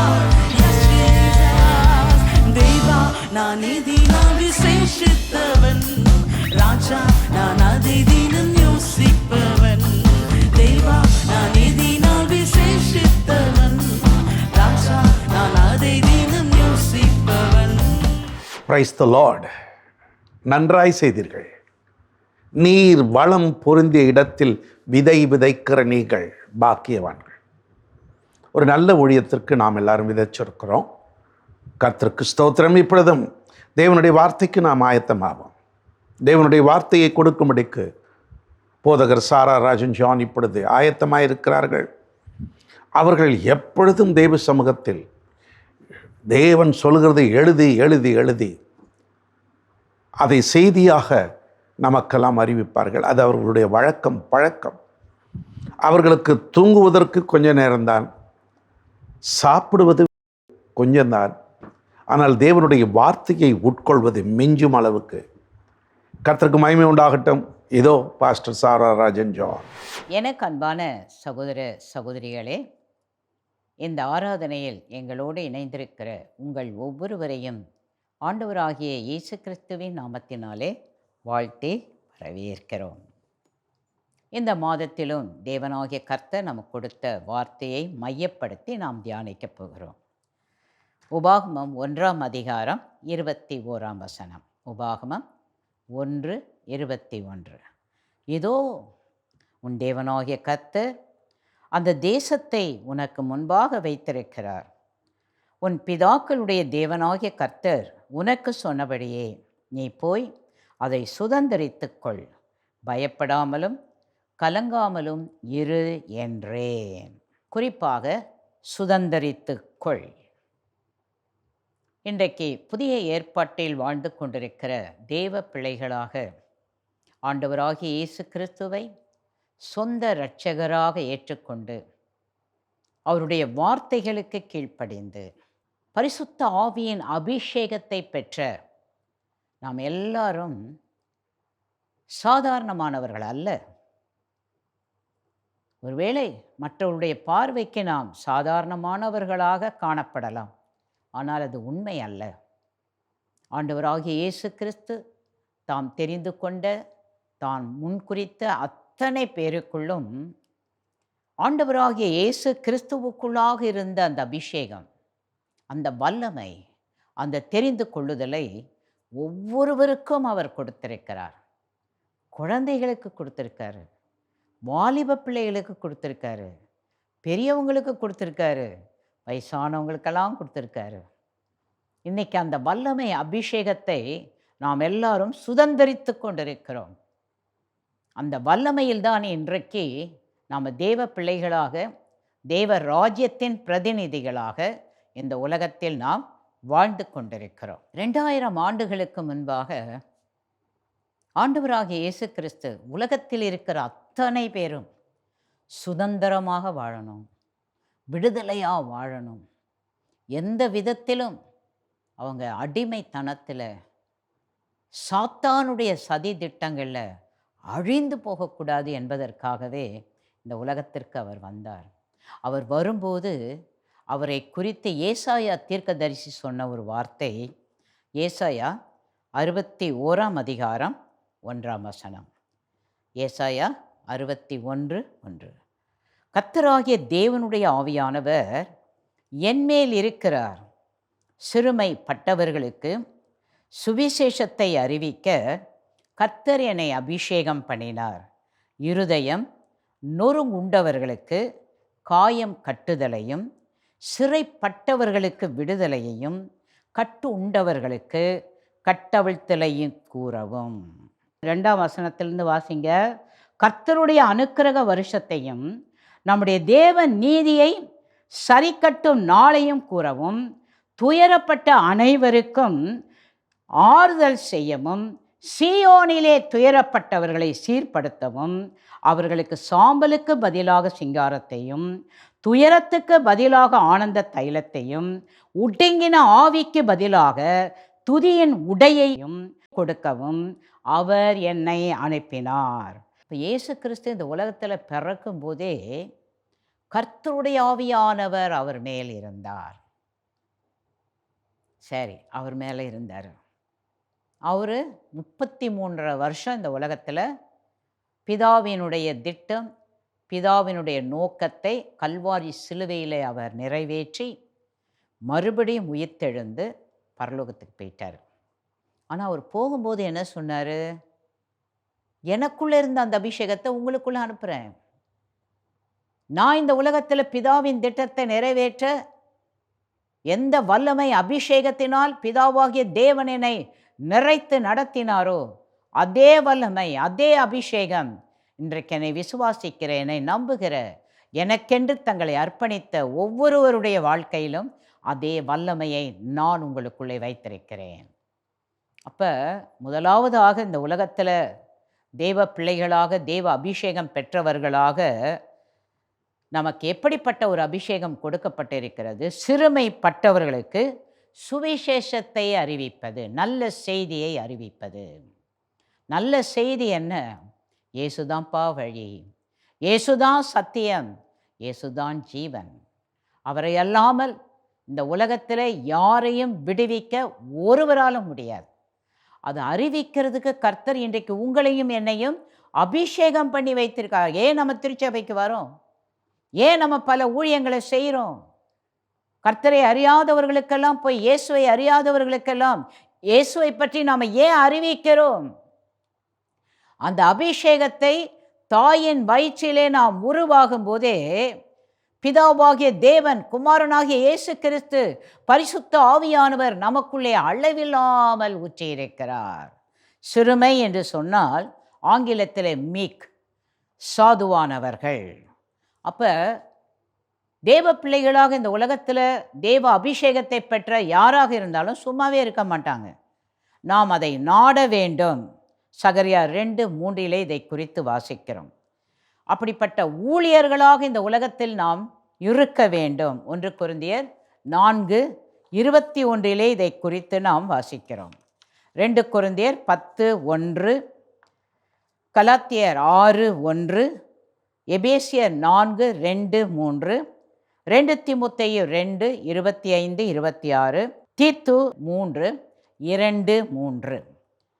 இந்த வசனங்கள் எல்லாம் வாசிக்கும்போது அந்த அபிஷேகத்தை பெற்றவங்க, அவங்க சிறுமைப்பட்டவர்களுக்கு, வேதனையில் இருக்கிறவங்களுக்கு இயேசுவை பற்றி அறிவித்து கொண்டே இருப்பார்கள். அவர்களுக்கு ஆவியின் கனியை கர்த்தர் கொடுத்திருக்கிறார். கலாத்தியர் 5:23 வாசிக்கிறோம். சாந்தம், இச்சை அடக்கம் அவர்களுக்குள்ளாக இருக்கும். அவர்கள் கிறிஸ்துவை தரித்திருப்பார்கள். கொலோசியர் 3:12-13 இதை குறித்து நாம் வாசிக்கிறோம். அவர்கள் கிறிஸ்துவை பின்பற்றுகிறவர்களாக இருப்பார்கள். இயேசுவை ஏற்றுக்கொண்டவங்க சாதாரணமாக இருக்க மாட்டாங்க. சிலருக்கு ரொம்ப ஆச்சரியமாக இருக்கும், இவங்க ஏன் சும்மாவே இருக்க மாட்டேன்றாங்க? நம்மெல்லாம் சும்மா தானே இருக்கிறோம், இவங்க ஏன் அமைதியாக இருக்க மாட்டேன்றாங்க? ஏன்னா அவங்க அதற்காக அழைக்கப்பட்டிருக்கிறார்கள். அதை தான் 1 தீமோத்தேயு 6:12 வாசிக்கிறோம். விசுவாசத்தின் நல்ல போராட்டத்தை போராடு, நித்திய ஜீவனை பற்றிக்கொள், அதற்காகவே நீ அழைக்கப்பட்டாய். அநேக சாட்சிகளுக்கு முன்பாக நல்ல அறிக்கை பண்ணினவனுமாயிருக்கிறார். நம்மளால் நம்ம சாட்சியை சொல்லாமல் இருக்க முடியாது. அப்படிதான் நாம் அழைக்கப்பட்டிருக்கிறோம். இந்த அபிஷேகத்துக்காக நாம் கர்த்தருக்கு நன்றி சொல்ல வேண்டும். நல்ல எதிர்ப்புகள்லாம் வரும். மற்றவங்க எதிர்க்கும்போது அவங்களுக்கு முன்பதாக நாம் சோர்ந்து போக மாட்டோம். நல்ல சத்தியத்தை என்ன செய்வோம்? பேசிக்கொண்டே இருப்போம். அதை தான் 2 தீமோத்தேயு 2:25, 26 வாசிக்கிறோம். எதிர்பேசுகிறவர்கள் சத்தியத்தை அறியும்படி தேவன் அவர்களுக்கு மனம் திரும்புதலை அருளத்தக்கதாகவும், பிசாசானவனுடைய இச்சையின்படி செய்ய அவனால் பிடிப்பட்டிருக்கிற அவர்கள் மறுபடியும் மயக்கம் தெளிந்து அவன் கண்ணிக்கு நீங்கத்தக்கதாகவும் சாந்தமாய் அவர்களுக்கு உபதேசிக்க வேண்டும். நிறைய பேர் நம்மளை எதிர்க்கிறாங்க, விரோதிக்கிறாங்க. ஆனால் அவங்கள செய்யல. அவங்க பிசாசின் கண்ணியில் பிடிக்கப்பட்டிருக்காங்க. அந்த பிசாசு அவங்கள விட மாட்டேங்குது. அதனால தான் அவங்க ரொம்ப எதிர்க்கிறாங்க. ஆனால் நம்ம அவங்கள விடக்கூடாது. அவங்களுக்கு சாந்தமாக அவங்களுக்கு இயேசுவை பற்றி அறிவிக்க வேண்டும், விவரிக்க வேண்டும். ஏன் நான் இயேசுவுக்காக வாழ்கிறேன்? இயேசு என்னை எதை செய்ய சொல்லியிருக்காரு? நான் சுதந்திரமாக வாழ்கிறேன், நான் விடுதலையாக வாழ்கிறேன். நீங்கள் ஏன் பாவமாக வாழ்கிறீங்க? ஏன் வேதனையில் வாழ்கிறீங்க? ஏன் துக்கத்தில் வாழ்கிறீங்க? இதை நம்மால் பார்த்துட்டு சும்மா இருக்க முடியாது. தீத்து 3:2, ஒருவனையும் தூஷியாமலும் சண்டை பண்ணாமலும் பொறுமை உள்ளவர்களாய் எல்லா மனுஷருக்கும் சாந்த குணத்தை காண்பிக்கவும் அவர்களுக்கு நினைப்பூட்டு. யார் எதிர்த்தாலும் சரி, யார் என்ன பண்ணாலும், சண்டை போட்டால் கூட சரி, எப்பா நான் ஏன் இயேசுவுக்காக இப்படி வாழ்கிறேன், அது நீ கொஞ்சம் புரிஞ்சுக்கோ, நீ தெரிஞ்சுக்கோ. தெரிஞ்சுக்கிட்டீன்னா நீ இப்படி இருக்க மாட்ட. அவங்களுக்கு சாந்தமாக என்ன பண்ணு, அவங்களுக்கு உன்னுடைய வாழ்க்கையை நினைப்பூட்டு. யாக்கோபு 3:13 இதை வாசிக்கிறோம். 1 பேதுரு 3:15 வாசிக்கிறோம். சத்தியத்தை சத்தியமாக நாம் கண்டிப்பாக அறிவித்துத்தான் ஆக வேண்டும். யாக்கோபு 1:21. ஆகையால் நீங்கள் எல்லாவித அழுக்கையும் கொடிய துர்க்குணத்தையும் ஒழித்துவிட்டு உங்கள் உள்ளத்தில் நாட்டப்பட்டதாயும் உங்கள் ஆத்துமாக்களை ரட்சிக்க வல்லமை உள்ளதுமாயிருக்கிற வசனத்தை சாந்தமாய் ஏற்றுக்கொள்ளுங்கள். நமக்குள்ளே இருக்கிற அந்த அபிஷேகம், அந்த விடுதலையின் அபிஷேகம், சுதந்திர அபிஷேகம் வேதனை உள்ளவர்களுக்கு, பாடுகளில் இருக்கிறவர்களுக்கு, எப்படி வாழ வேண்டும் என்ற அறியாமையில் வாழ்ந்து கொண்டிருக்கிறவங்களை பார்த்துட்டு அமைதியாக இருக்காது. அவங்க எப்படியாவது நல்லாக மாட்டாங்களா, அவங்க எப்படியாவது சந்தோஷம் பெற மாட்டாங்களா, அவங்க எப்படியாவது சமாதானம் பெற மாட்டாங்களா. இப்போ அப்படி தான் இப்போ ஏஞ்சல் டிவியில் கூட இந்த ஆராதனை இப்போ நடந்துக்கிட்டு இருக்குது. நிறைய பேருக்கு ஆராதனைக்கு போக முடியாது, வசனத்தை கேட்க முடியாது, தேவனோடு நெருங்க முடியாது. ஆகவே அவங்கவுங்க வீடுகளில் டிவி மூலமாக, யூடியூப் மூலமாக ஏதாவது ஒரு விதத்தில் நீங்கள் தெய்வீக தொடுதலை பெறணும், தெய்வீக சமாதானத்தை பெறணுன்றதுக்கு தான் இப்படிப்பட்ட நிகழ்வுகளை கர்த்தரே உங்களுக்காக அவர் ஏற்படுத்தி வைத்திருக்கிறார். ஹல்லேலூயா. இது மாதிரி இந்த உலகத்தில் வாழ்ந்தவங்க, மோசே என்ற தேவ மனிதன் அவர் வாழ்ந்த காலத்தில் என்னாகும் 12:3 வாசிக்கிறோம், மோசேயானவர் பூமியில் உள்ள சகல மனிதரிலும் மிகுந்த சாந்த குணமுள்ளவராயிருந்தார். கொஞ்சம் கற்பனை பண்ணி பாருங்க, ஒருத்தர் 2 பேரை 5 பேரை குடும்பத்தில் நடத்துறது அவ்வளோ கஷ்டமாக இருக்கும். திரளான இஸ்ரவேல் ஜனங்களை ஆண்டவர் அழைத்து நீதான்ப்பா கொண்டு போனோன்ன போது ஒவ்வொருத்தரும் ஒன்று ஒன்று பேசியிருப்பாங்க, ஒவ்வொருத்தரும் ஒரு ஒரு காரியத்தை செஞ்சுருப்பாங்க. அவர் சொன்னால் இவங்க இன்னொன்று செஞ்சிட்டு இருப்பாங்க. இவங்ககிட்டெல்லாம் பொறுமையாக சாந்த குணமாக இருந்தார்னு பார்க்குறோம். இயேசு கிறிஸ்துவை குறித்து பார்க்கும்போது மத்தேயு 11:29 நான் சாந்தமும் மனத்தாழ்மையுமாய் இருக்கிறேன், என் நுகத்தை உங்கள் மேல் ஏற்றுக்கொண்டு என்னிடத்தில் கற்றுக்கொள்ளுங்கள், அப்பொழுது உங்கள் ஆத்துமாக்களுக்கு இளைப்பாறுதல் கிடைக்கும். இயேசு கிறிஸ்து அப்படி வாழ்ந்தார். எந்த ஒரு சூழ்நிலையிலும் கர்த்தர் அவரை எதற்காக இந்த உலகத்திற்கு அனுப்பினாரோ அதை அவர் விட்டு கொடுக்கவே இல்லை. அப்போஸ்தலனாகிய பவுலை குறித்து நாம் 2 கொரிந்தியர் 10:1 வாசிக்கும்போது, உங்களுக்கு முன்பாக இருக்கும்போது தாழ்மையாயும் தூரத்திலே இருக்கும்போது உங்கள் மேல் கண்டிப்பாயும் இருக்கிற பவுலாகிய நான் கிறிஸ்துவின் சாந்தத்தையும் தயவையும் முன்னிட்டு உங்களுக்கு புத்தி சொல்லுகிறேன். ஏன் இந்த பவுல் இப்படி இருக்கிறாரு? பக்கத்தில் இருந்தால் ரொம்ப தாழ்மையாக இருக்கார், தூரத்தில் போனால் ரொம்ப கண்டிப்பாக இருக்கார். ஏன் இருக்கிறாரு? நீங்கள் கிறிஸ்துவை விட்டுறக்கூடாது, கிறிஸ்துவின் வழிகளை விட்டுவிடக்கூடாது. எனக்கு அது மேலே ஒரு பாரமாக இருக்குது. முதலாவது, சிறுமைப்பட்டவர்களுக்கு சுவிசேஷம் அறிவிக்கிறேன். 2வது, இருதயம் நொறுங்குண்டவர்களுடைய காயம் கட்டக்கூடிய ஒரு அபிஷேகத்தை உங்களுக்கும் எனக்கும் கொடுத்திருக்கிறார். சங்கீதம் 147:3 இருதயம் நொறுங்குண்டவர்களை குணமாக்குகிறார், அவருடைய காயங்களை கட்டுகிறார். இன்னைக்கு நாம் ஏன் மற்றவங்களுக்கு பாரத்தோட கண்ணீரோடு அவங்களுக்கு ஊழியம் பண்ணுறோம்? அந்த அபிஷேகத்தை கர்த்தர் நமக்கு கொடுத்திருக்கிறார். 3வதாக, சிறைப்பட்டவர்களுக்கு விடுதலை கூற வேண்டும். இதை பற்றி நீங்கள் லேவியராகமம் 25ஆம் அதிகாரம் முழுசும் வாசித்து பாருங்கள். ஏன் நம்ம சிறைப்பட்டவங்களை விடுதலை செய்யணும்?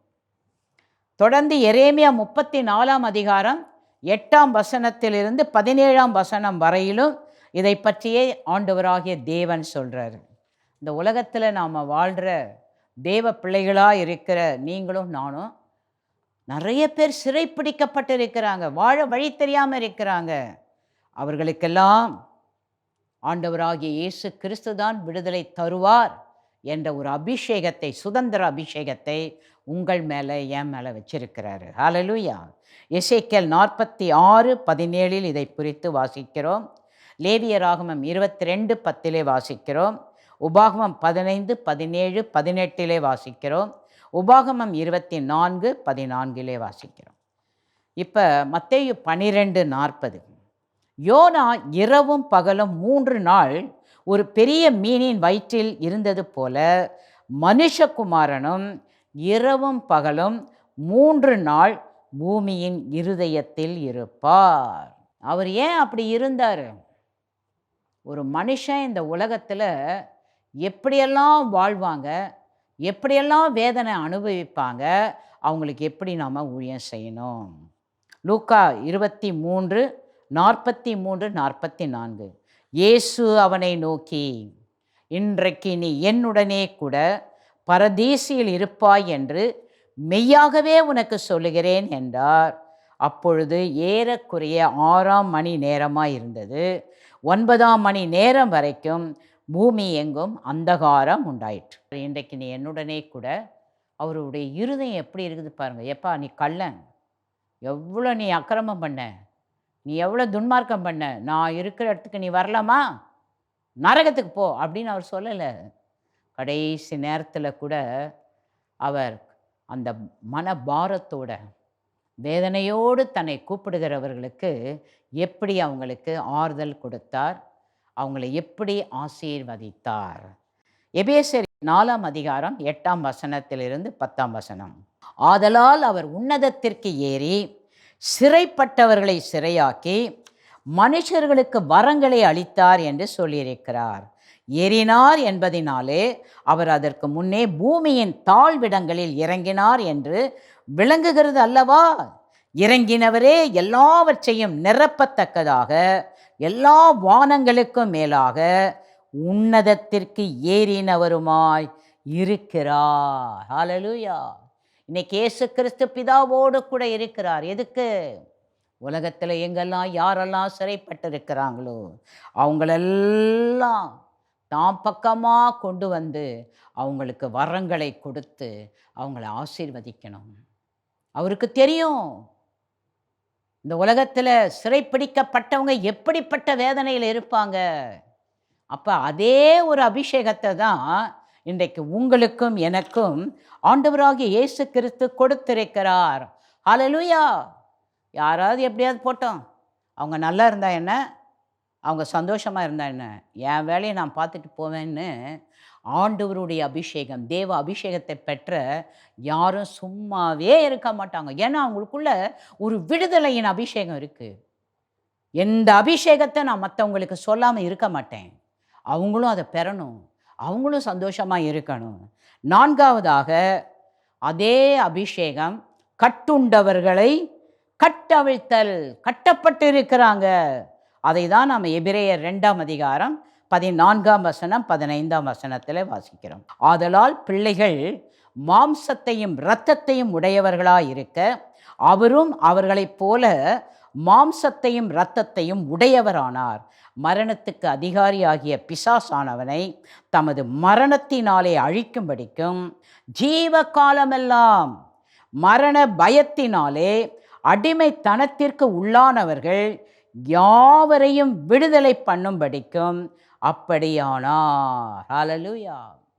இன்னைக்கு நாம் எப்படி மாம்சம் இரத்தம் உடையவர்களாக இருந்தோமோ அது மாதிரி தான் இயேசு கிறிஸ்து இந்த உலகத்தில் வாழ்ந்தபோது அவருக்கும் மாம்சம் இரத்தம் இருந்துச்சு. அவரும் இந்த உலகத்தில் மரிக்கிறவங்களை போல அவரும் மரணம் அடைந்தார். எதுக்காக?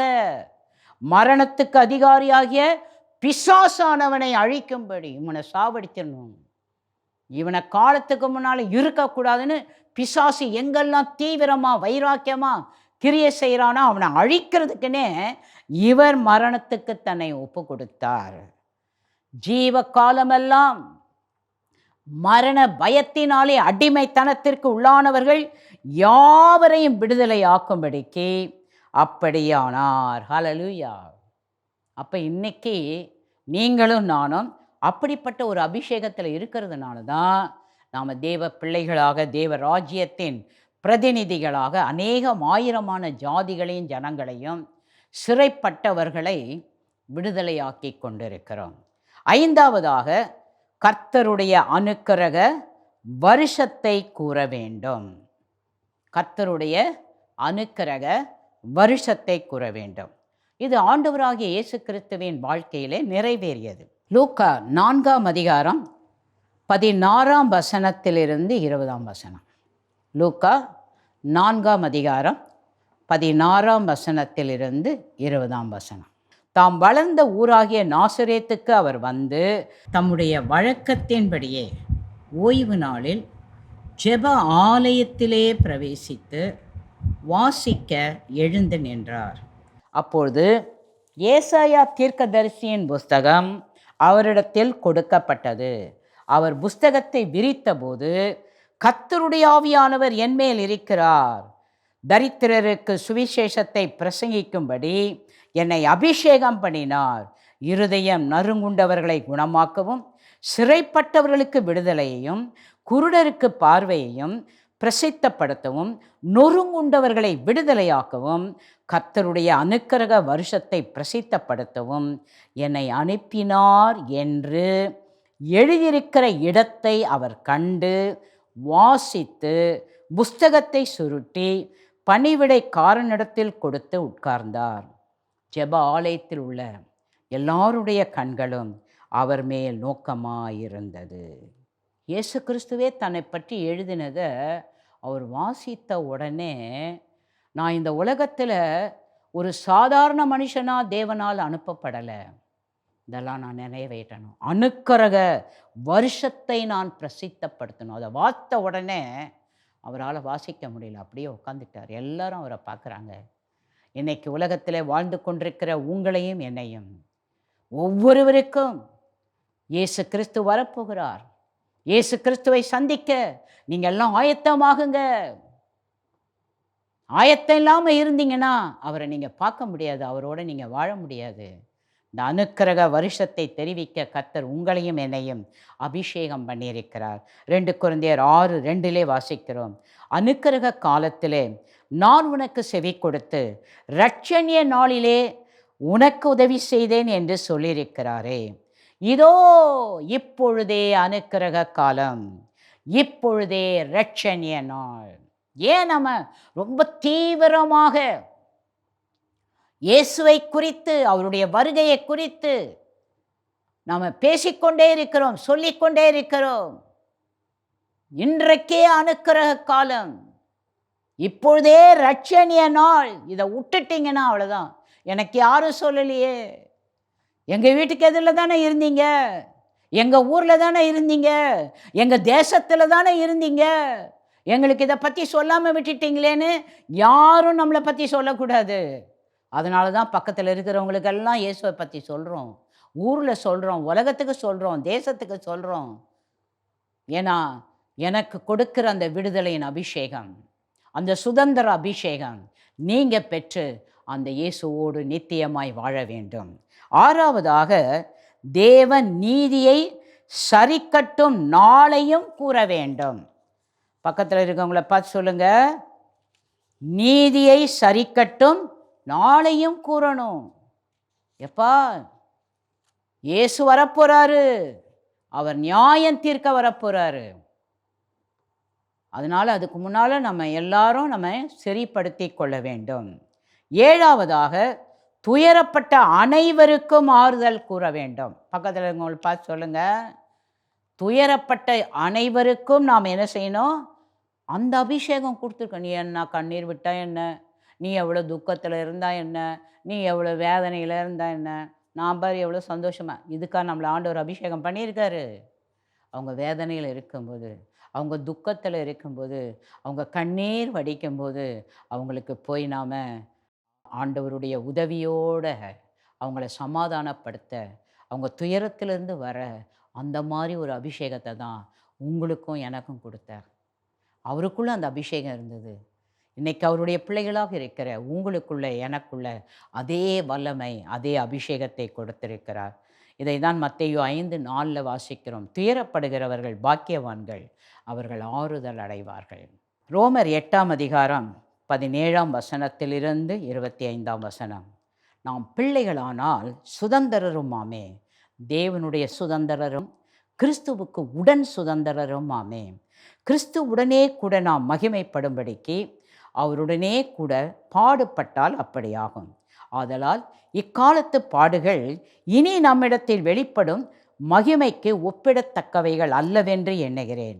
மேலும் தேவனுடைய புத்திரர் வெளிப்படுவதற்கு சிருஷ்டியானது மிகுந்த ஆவலோடு காத்து கொண்டிருக்கிறது. அதனென்றால் சிருஷ்டியானது அழிவுக்குரிய அடிமைத்தனத்தினின்று விடுதலையாக்கப்பட்டு தேவனுடைய பிள்ளைகளுக்குரிய மகிமையான சுயாதீனத்தை பெற்றுக்கொள்ளும் என்கிற நம்பிக்கையோடு அந்த சிருஷ்டியானது சுய இஷ்டத்தினாலே அல்ல, கீழ்ப்படுத்தினவராலேயே மாயைக்கு கீழ்ப்பட்டிருக்கிறது. ஆகையால் நமக்கு தெரிந்திருக்கிறபடி இதுவரைக்கும் சர்வ சிருஷ்டியும் ஏகமாய் தவித்து பிரசவ வேதனைப்படுகிறது. அதுவும் அல்லாமல் ஆவியின் முதற் பலன்களை பெற்ற நாமும் கூட நம்முடைய சரீர மீட்பாகிய புத்திர சுவீகாரம் வருகிறதற்கு காத்திருந்து நமக்குள்ளே தவிக்கிறோம். அந்த நம்பிக்கையினாலே நாம் ரட்சிக்கப்பட்டிருக்கிறோம். காணப்படுகிறதை நம்புகிறது நம்பிக்கை அல்ல. ஒருவன் தான் காண்கிறதை நம்ப வேண்டுவது அல்ல. நாம் காணாததை நம்பினோமாகில் அது வருகிறதற்கு பொறுமையோடே காத்திருப்போம். ஹல்லேலூயா. இன்னைக்கு நீங்களும் நானும் ஏன் தேவ பிள்ளைகளா வாழ்கிறோம்? கிறிஸ்துவின் பிள்ளைகளா ஏன் வாழ்கிறோம்? கிறிஸ்துவின் அபிஷேகத்தில் நாம் ஏன் வாழ்கிறோம்? நம்ம காணாத ஒன்று நமக்கு முன்னாலே இருக்கிறது. இயேசு கிறிஸ்து வரப்போகிறார். யாரெல்லாம் அவருடைய அபிஷேகத்தில் வல்லமையில் அவர்களை கொண்டு எதை செய்ய வேண்டுமோ அதை பிரயாசத்தோடு பாடுகளின் மத்தியில் வேதனைகளின் மத்தியில் எதையெல்லாம் கர்த்தருக்காக இயேசுவுக்காக செஞ்சு பிரயாசப்படுறாங்க, பாடுபடுறாங்க. எதுக்காக? இயேசு வரும்போது அவரை நான் சந்திப்பேன், அவரோடு நித்திய நித்தியமாக வாழப்போகிறேன். காணப்படுகிறவைகள் அல்ல, காணாத ஒரு ராஜ்யம். இந்த ராஜ்யத்திற்காக கர்த்தர் என்னை அபிஷேகம் பண்ணியிருக்கிறார். நான் மாத்திரமல்ல, என் குடும்பத்தில் இருக்கிறவங்க, என் ஊரில் இருக்கிறவங்க, என் பட்டணத்தில் இருக்கிறவங்க, என் தேசத்தில் இருக்கிறவங்க எல்லாரையும் நான் அங்கே பார்க்கணும். அதுக்கு தான் நம்ம ஜெபம் பண்ணுறோம். அதுக்கு தான் ஞாயிற்றுக்கிழமையில் ஆராதனைக்கு வரோம். சபையில் என்னென்ன ஊழியம் இருக்குதோ அதெல்லாம் நம்ம செய்கிறோம். வேறு வேலை இல்லாமல் செய்கிறோமா? வேறு வழி இல்லாமல் செய்கிறோமா? நமக்கு ஒரு நம்பிக்கை இருக்கிறது.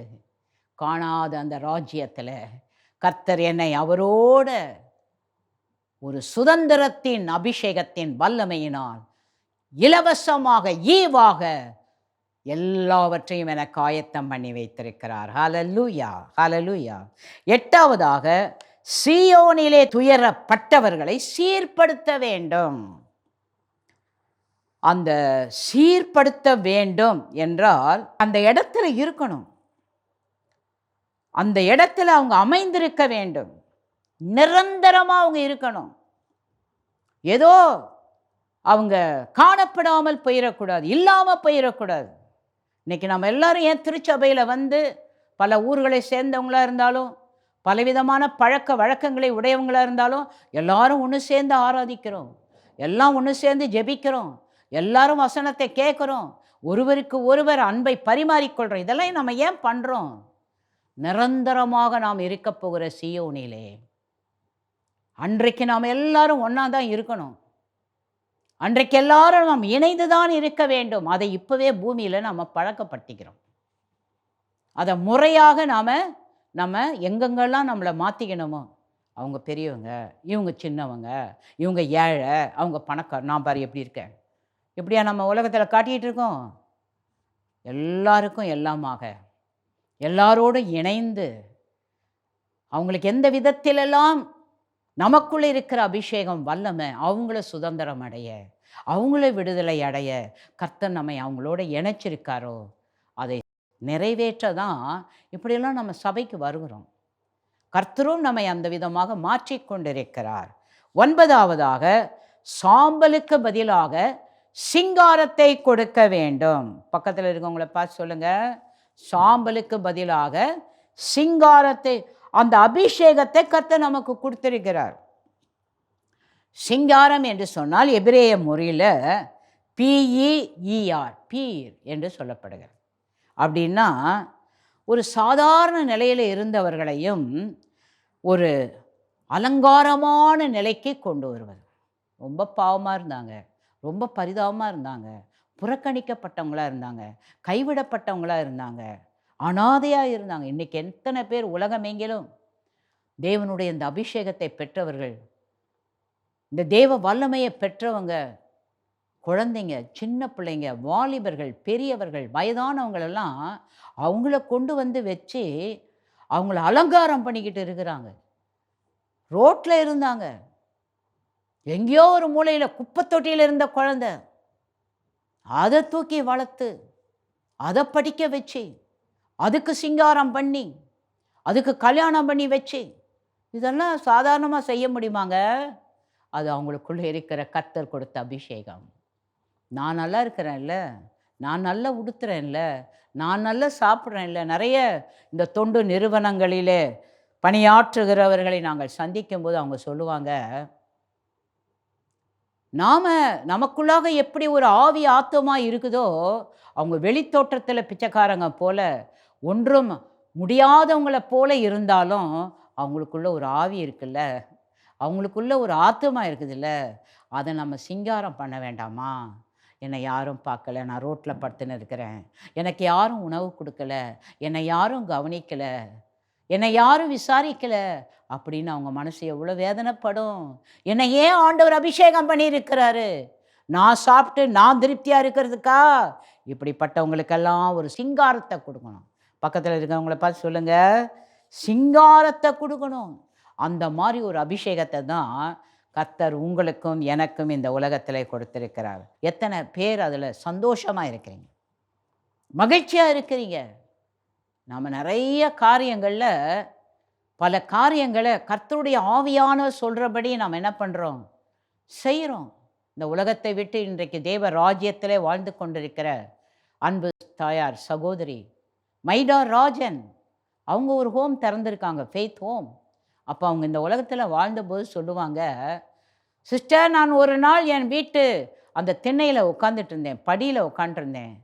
ஒரு சிஸ்டர் அந்த பக்கமாக வந்தவங்க, ஒரு சகோதரி கண்ணீரோடு என்கிட்ட வந்து கேட்டாங்க, அம்மா என்னை பார்க்க யாரும் இல்லை, எனக்கு உதவி செய்ய யாரும் இல்லை, எனக்கு தங்க இடம் இல்லை, சாப்பாட்டுக்கு வழி இல்லைன்னு சொன்னான். எனக்கு ரொம்ப பாவமாயிருச்சு. நானும் இந்த உலகத்தில் ஒரு பெண்ணாக தானே வாழ்கிறேன்.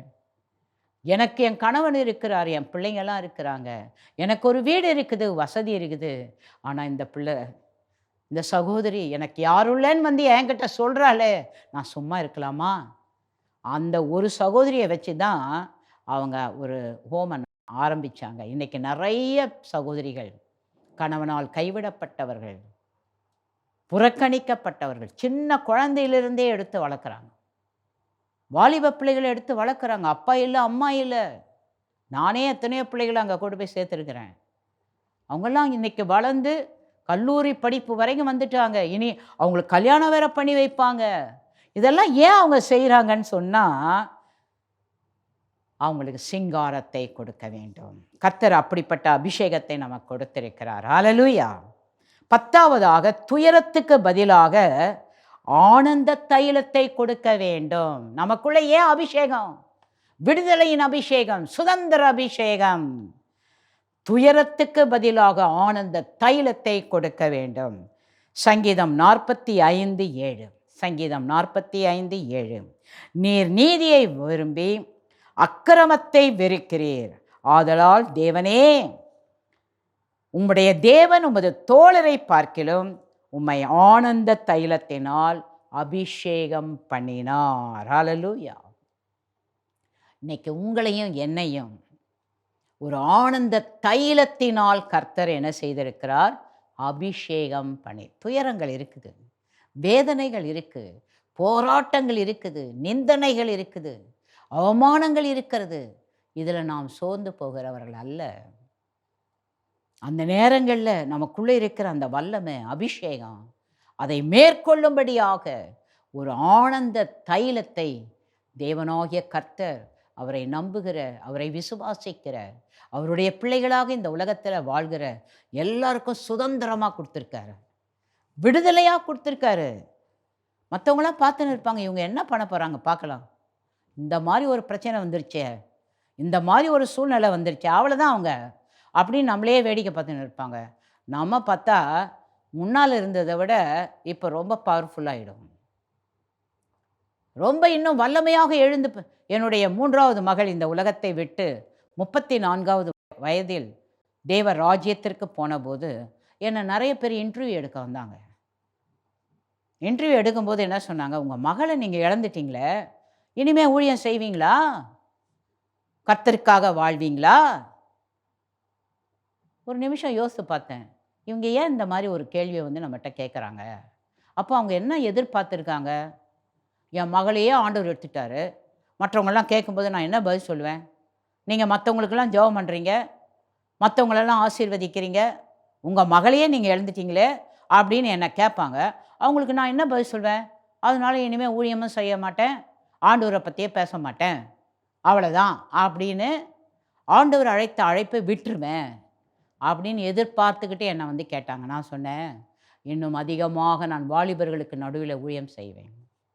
என் மகளைப் போல சரீரத்தில் பாதிக்கப்பட்டவர்கள், வாழ்க்கையில் பாதிக்கப்பட்டவர்கள் யாராக எப்படிப்பட்டவர்களாக இருந்தாலும் அவங்களுக்காக நான் கர்த்தரை நோக்கி கதறுவேன், அவர்களுக்காக நான் ஜெபிப்பேன்.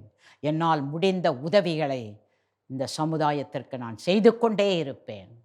கர்த்தர் என்னை அழைத்திருக்கிறார், அவருடைய அபிஷேகம் என் மேல் இருக்கிறது, அதை நான் ஒரு நாளும் அலட்சியம் பண்ண மாட்டேன், புறக்கணிக்க மாட்டேன். கர்த்தர் என்னை நம்புறாருமா. பக்கத்தில் இருக்கவங்கள பார்த்து சொல்லுங்க, நீங்கள் உங்களை நம்புறீங்களோ இல்லையோ, கர்த்தர் உங்களை நம்புறார். அதுக்கு தான் இந்த சுதந்திர அபிஷேகம், இந்த விடுதலையின் அபிஷேகம்.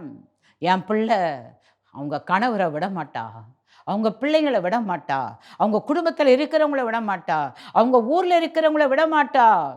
பட்டணத்தில் உழுந்து உழந்து அந்த அபிஷேகத்தில் ஆண்டவரே இவங்களை சந்திங்க, இவங்களை தொடுங்க, இவங்களை மனமாற்றம் அடைய செய்யுங்க, இவங்க அடிமைத்தனத்தில் இருக்கிறாங்க, அவங்க விடுதலை பெறணும், அவங்களும் என்ன போல உங்கள் அபிஷேகத்தில் அவங்கள கொண்டு நீங்கள் என்ன செய்யணும்னு இந்த தாயின் வயிற்றிலே உருவாகும் போதே அவங்கள பேர் சொல்லி அழைச்சிங்களோ அதை நிறைவேறணும், அதை என் கண்ணு பார்க்கணும் அப்படின்னு என்னை விடாமல் பற்றி கொண்டிருக்கிற ஒரு அபிஷேகம். ஹல்லேலூயா.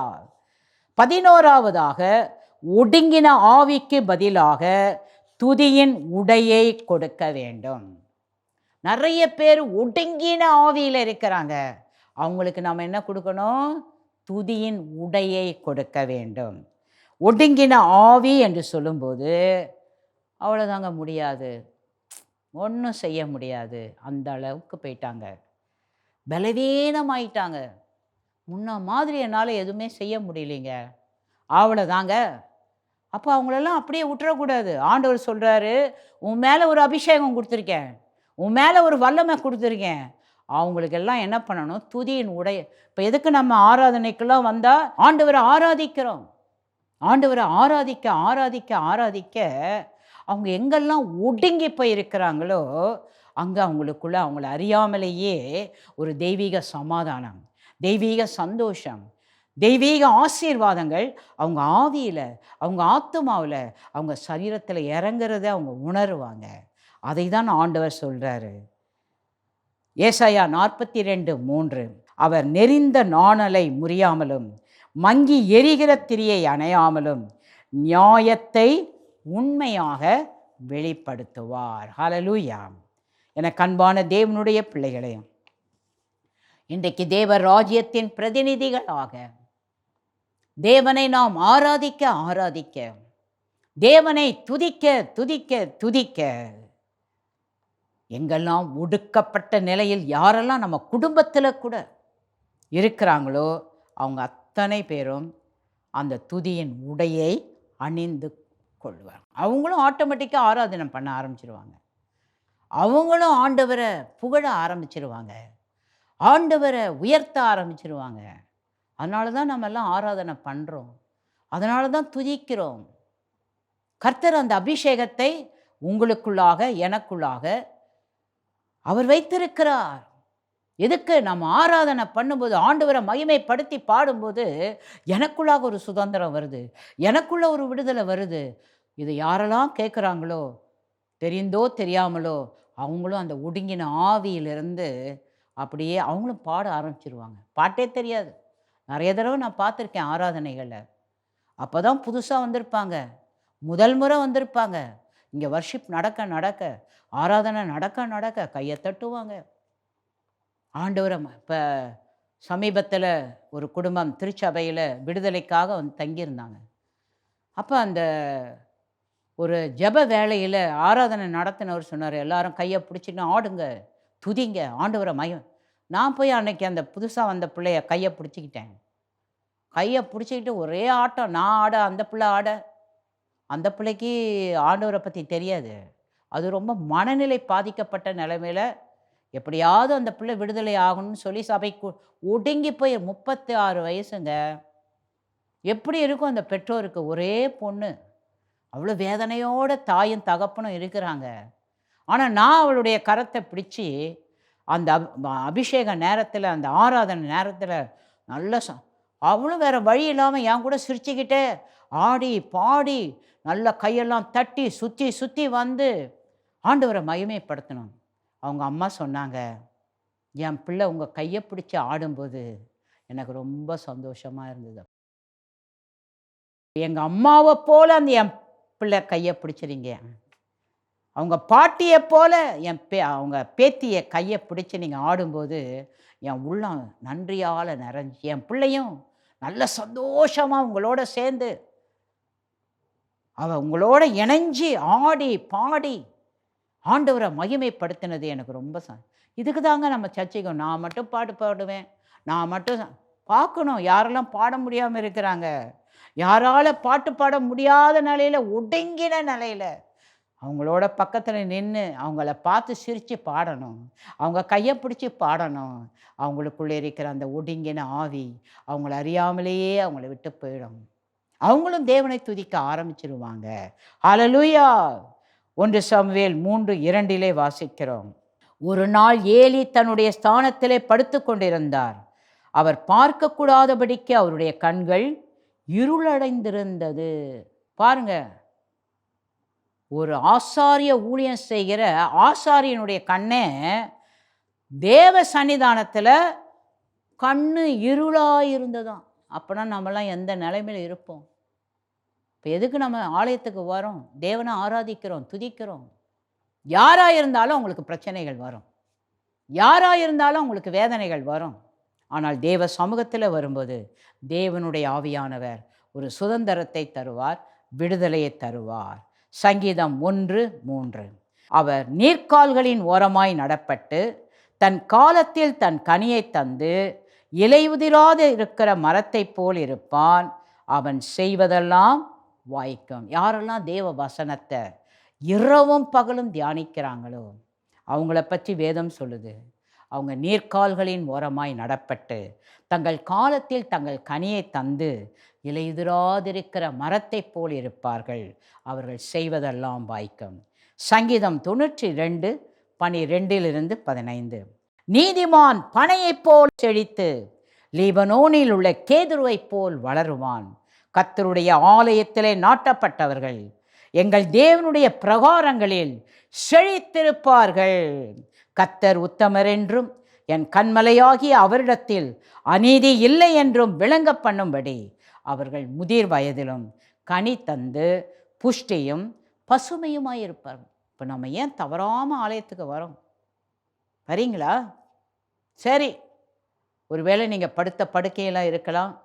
சிலருக்கு வீடுகளில் அவங்களுக்கு ஆராதனை போவதற்கு ஒரு வழிமுறை இல்லாமல் இருக்கலாம், பரவாயில்ல. ஆனால் எப்படியோ யூடியூப் மூலமாக, டிவி மூலமாக இந்த ஆராதனையில் நீங்கள் கலந்துக்கிறீங்க.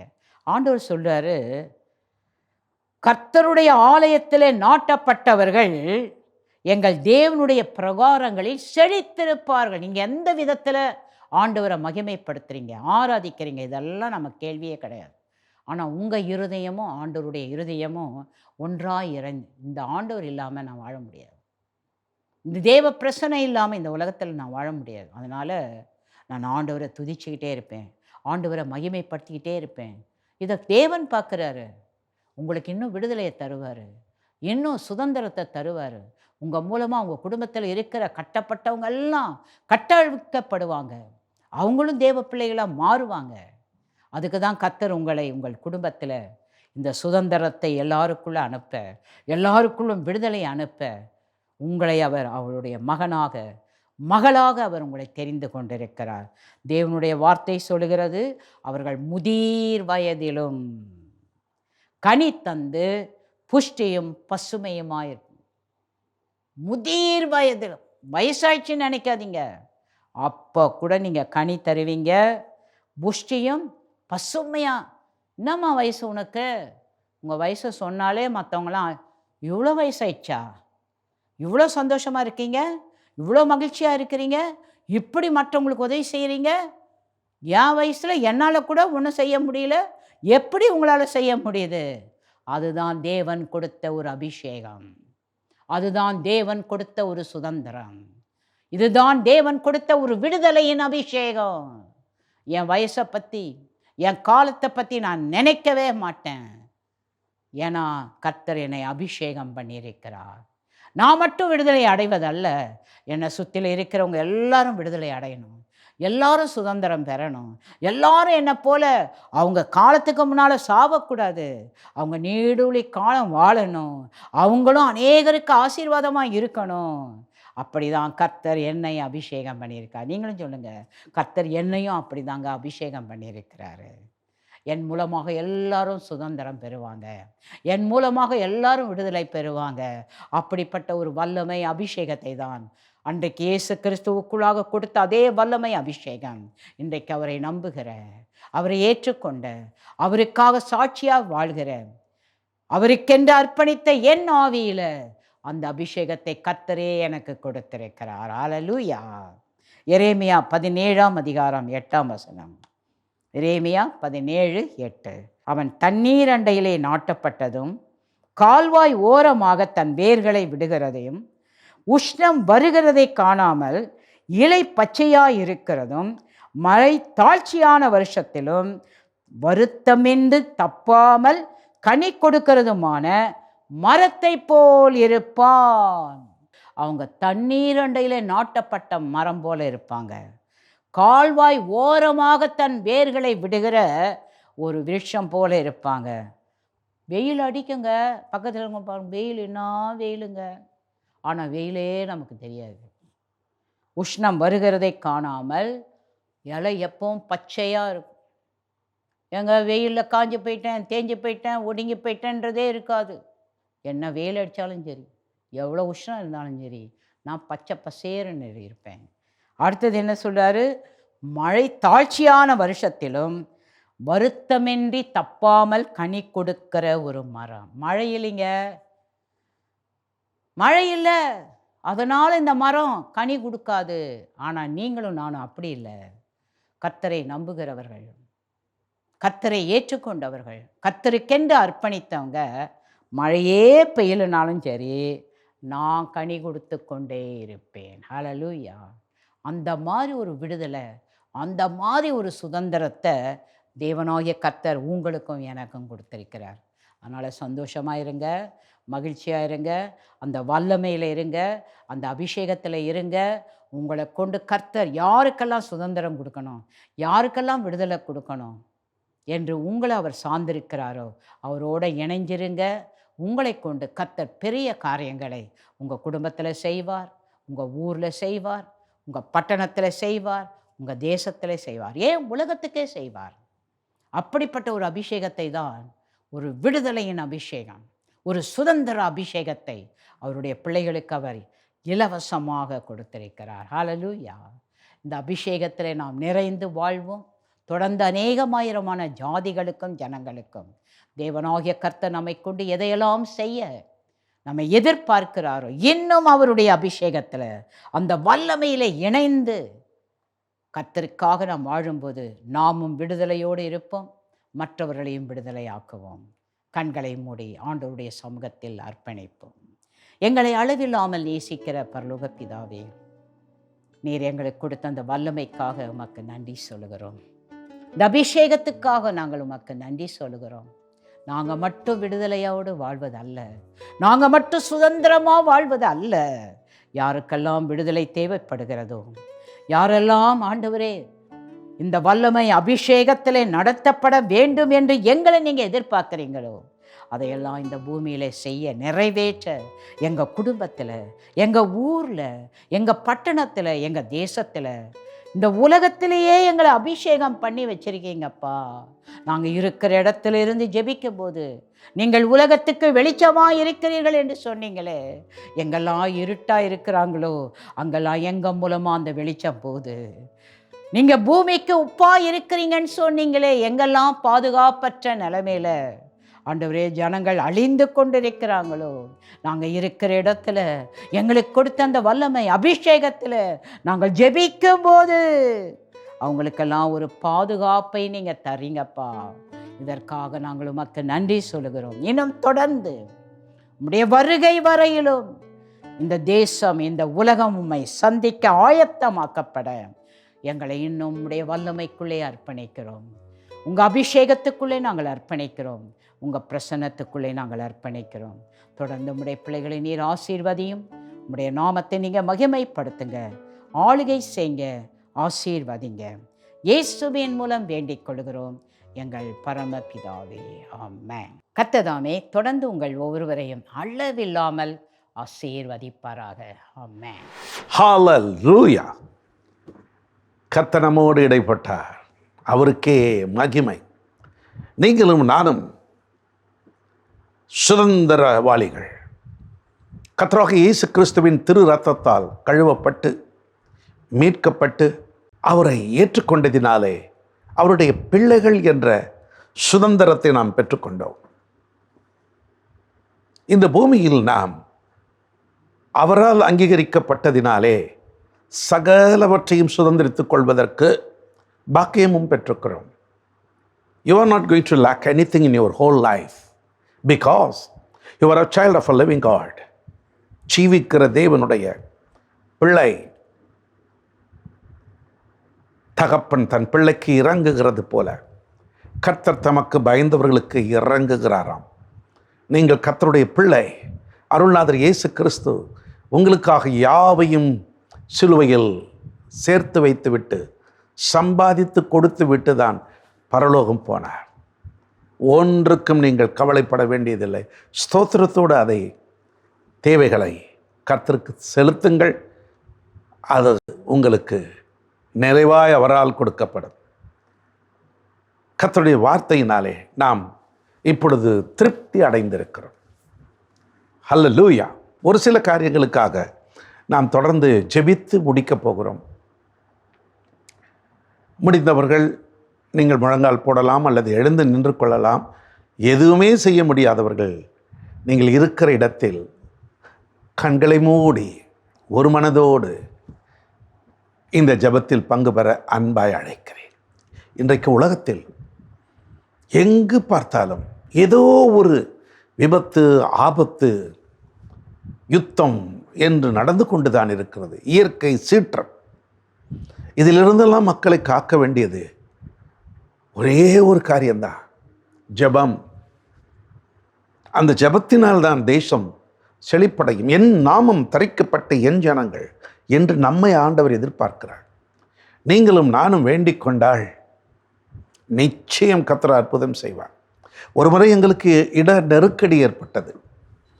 நாங்கள் ஆராதனை நடத்தி கொண்டிருந்த இடத்தை அதனுடைய உரிமையாளர்கள் காலி பண்ணி கொடுக்கணும், அது எங்களுக்கு தேவை என்று சொன்னார்கள். திக்கு முக்காடினோம். அவ்வளவு பேரையும் எங்கே கொண்டு போவது? திடுதிடுப்பாக இப்படி கேட்கிறார்களே. அப்பொழுது ஒரு தெய்வ மனிதன்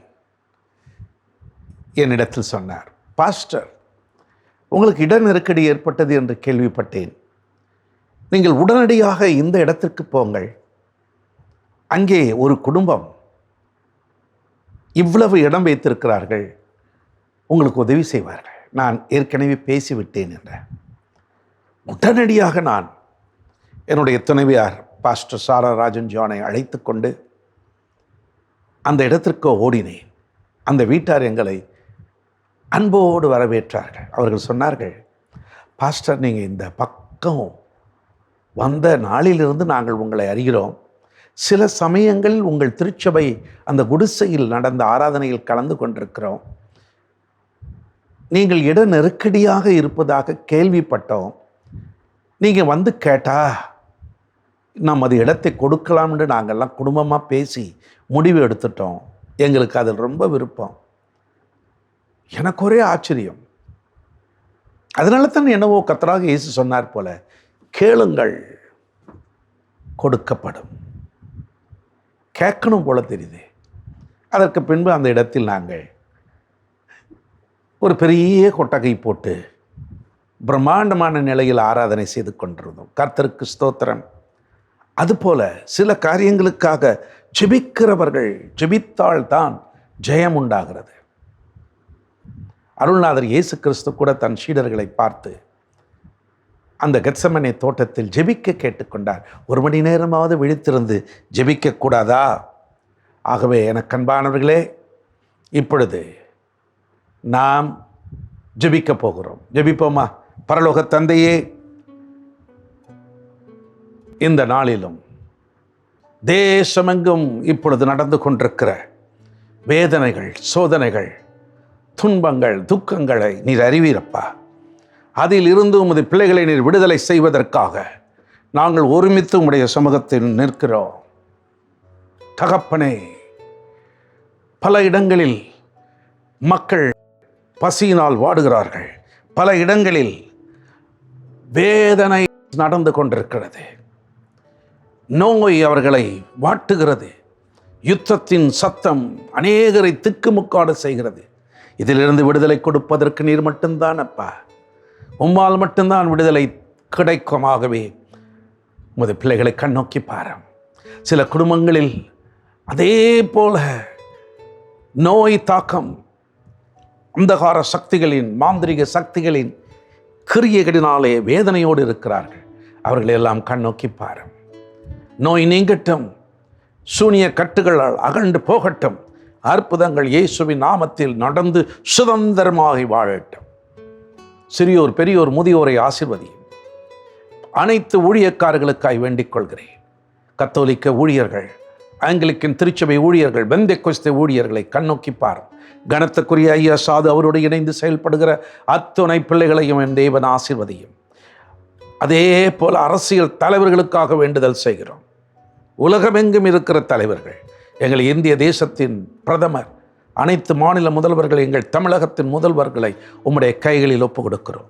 எங்கள் நாட்டை பாதுகாக்கும்படியாக எல்லைகளில் நிற்கின்ற இராணுவ வீரர்கள், உள்நாட்டு போலீஸ் அதிகாரிகள், போலீஸ்காரர்கள், துப்புரவு தொழிலாளர்கள், ஆசிரிய பெருந்தகைகள் மற்றும் மருத்துவ குழாமினர்கள் அத்துணை பேரையும் கர்த்தர் ஆசீர்வதியும். இந்த இணைப்பில் இருக்கிற ஒவ்வொருவரையும் கர்த்தர் தொட்டு சுகமாக்கி உமக்கு மகிமையான சாட்சிகளாய் நிறுத்தும். ஆசீர்வதியும். அருள்நாதர் இயேசுவின் நாமத்தில் வேண்டிக் கொள்கிறேன் பிதாவே. ஆமென், ஆமென். கைகளை உயர்த்துங்கள். கர்த்தர் உங்களை ஆசீர்வதித்து காக்க கடவர். கர்த்தர் தம்முடைய முகத்தை பிரகாசிக்க செய்து உம்மேல் கிருபையாயிருக்க கடவர். கர்த்தர் தம்முடைய முகத்தை பிரசன்னமாக்கி சமாதானம் கட்டளையிட கடவர். ஆமென், ஆமென். என் ஆத்துமாவே கர்த்தரை ஸ்தோத்திரி, என் முழு உள்ளமே அவருடைய பரிசுத்த நாமத்தை ஸ்தோத்திரி. என் ஆத்துமாவே கர்த்தரை ஸ்தோத்திரி, அவர் செய்த சகல உபகாரங்களை மறவாதே. ஆமென். அன்பர்களே, ஆராதனை முடிந்து விட்டது என்று இல்லாமல் அடுத்தடுத்து நமது ஏஞ்சல் டிவியில் வரும் நல்ல நிகழ்ச்சிகளை பாருங்கள்.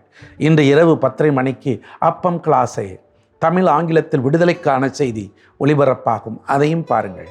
இன்று ஒருவேளை நீங்கள் தவற விட்டு விட்டேனே, பாதியில் தான் கலந்து கொண்டேனே, என்ன நடந்தது என்று ஏங்குவீர்களே, ஆனால் தி லார்ட்ஸ் அசம்பிளி சென்னை என்ற யூடியூப் சேனலில் பாருங்கள். இல்லை என்றாலும் வருகிற வெள்ளிக்கிழமை காலை 10 மணிக்கு நமது ஏஞ்சல் டிவியில் இதே ஆராதனை மறு ஒளிபரப்பாகும். பாருங்கள். மீண்டும் உங்களை நான் சந்திக்கும் வரை கர்த்தர் உங்களை அளவில்லாமல் ஆசீர்வதிப்பாராக. God bless you.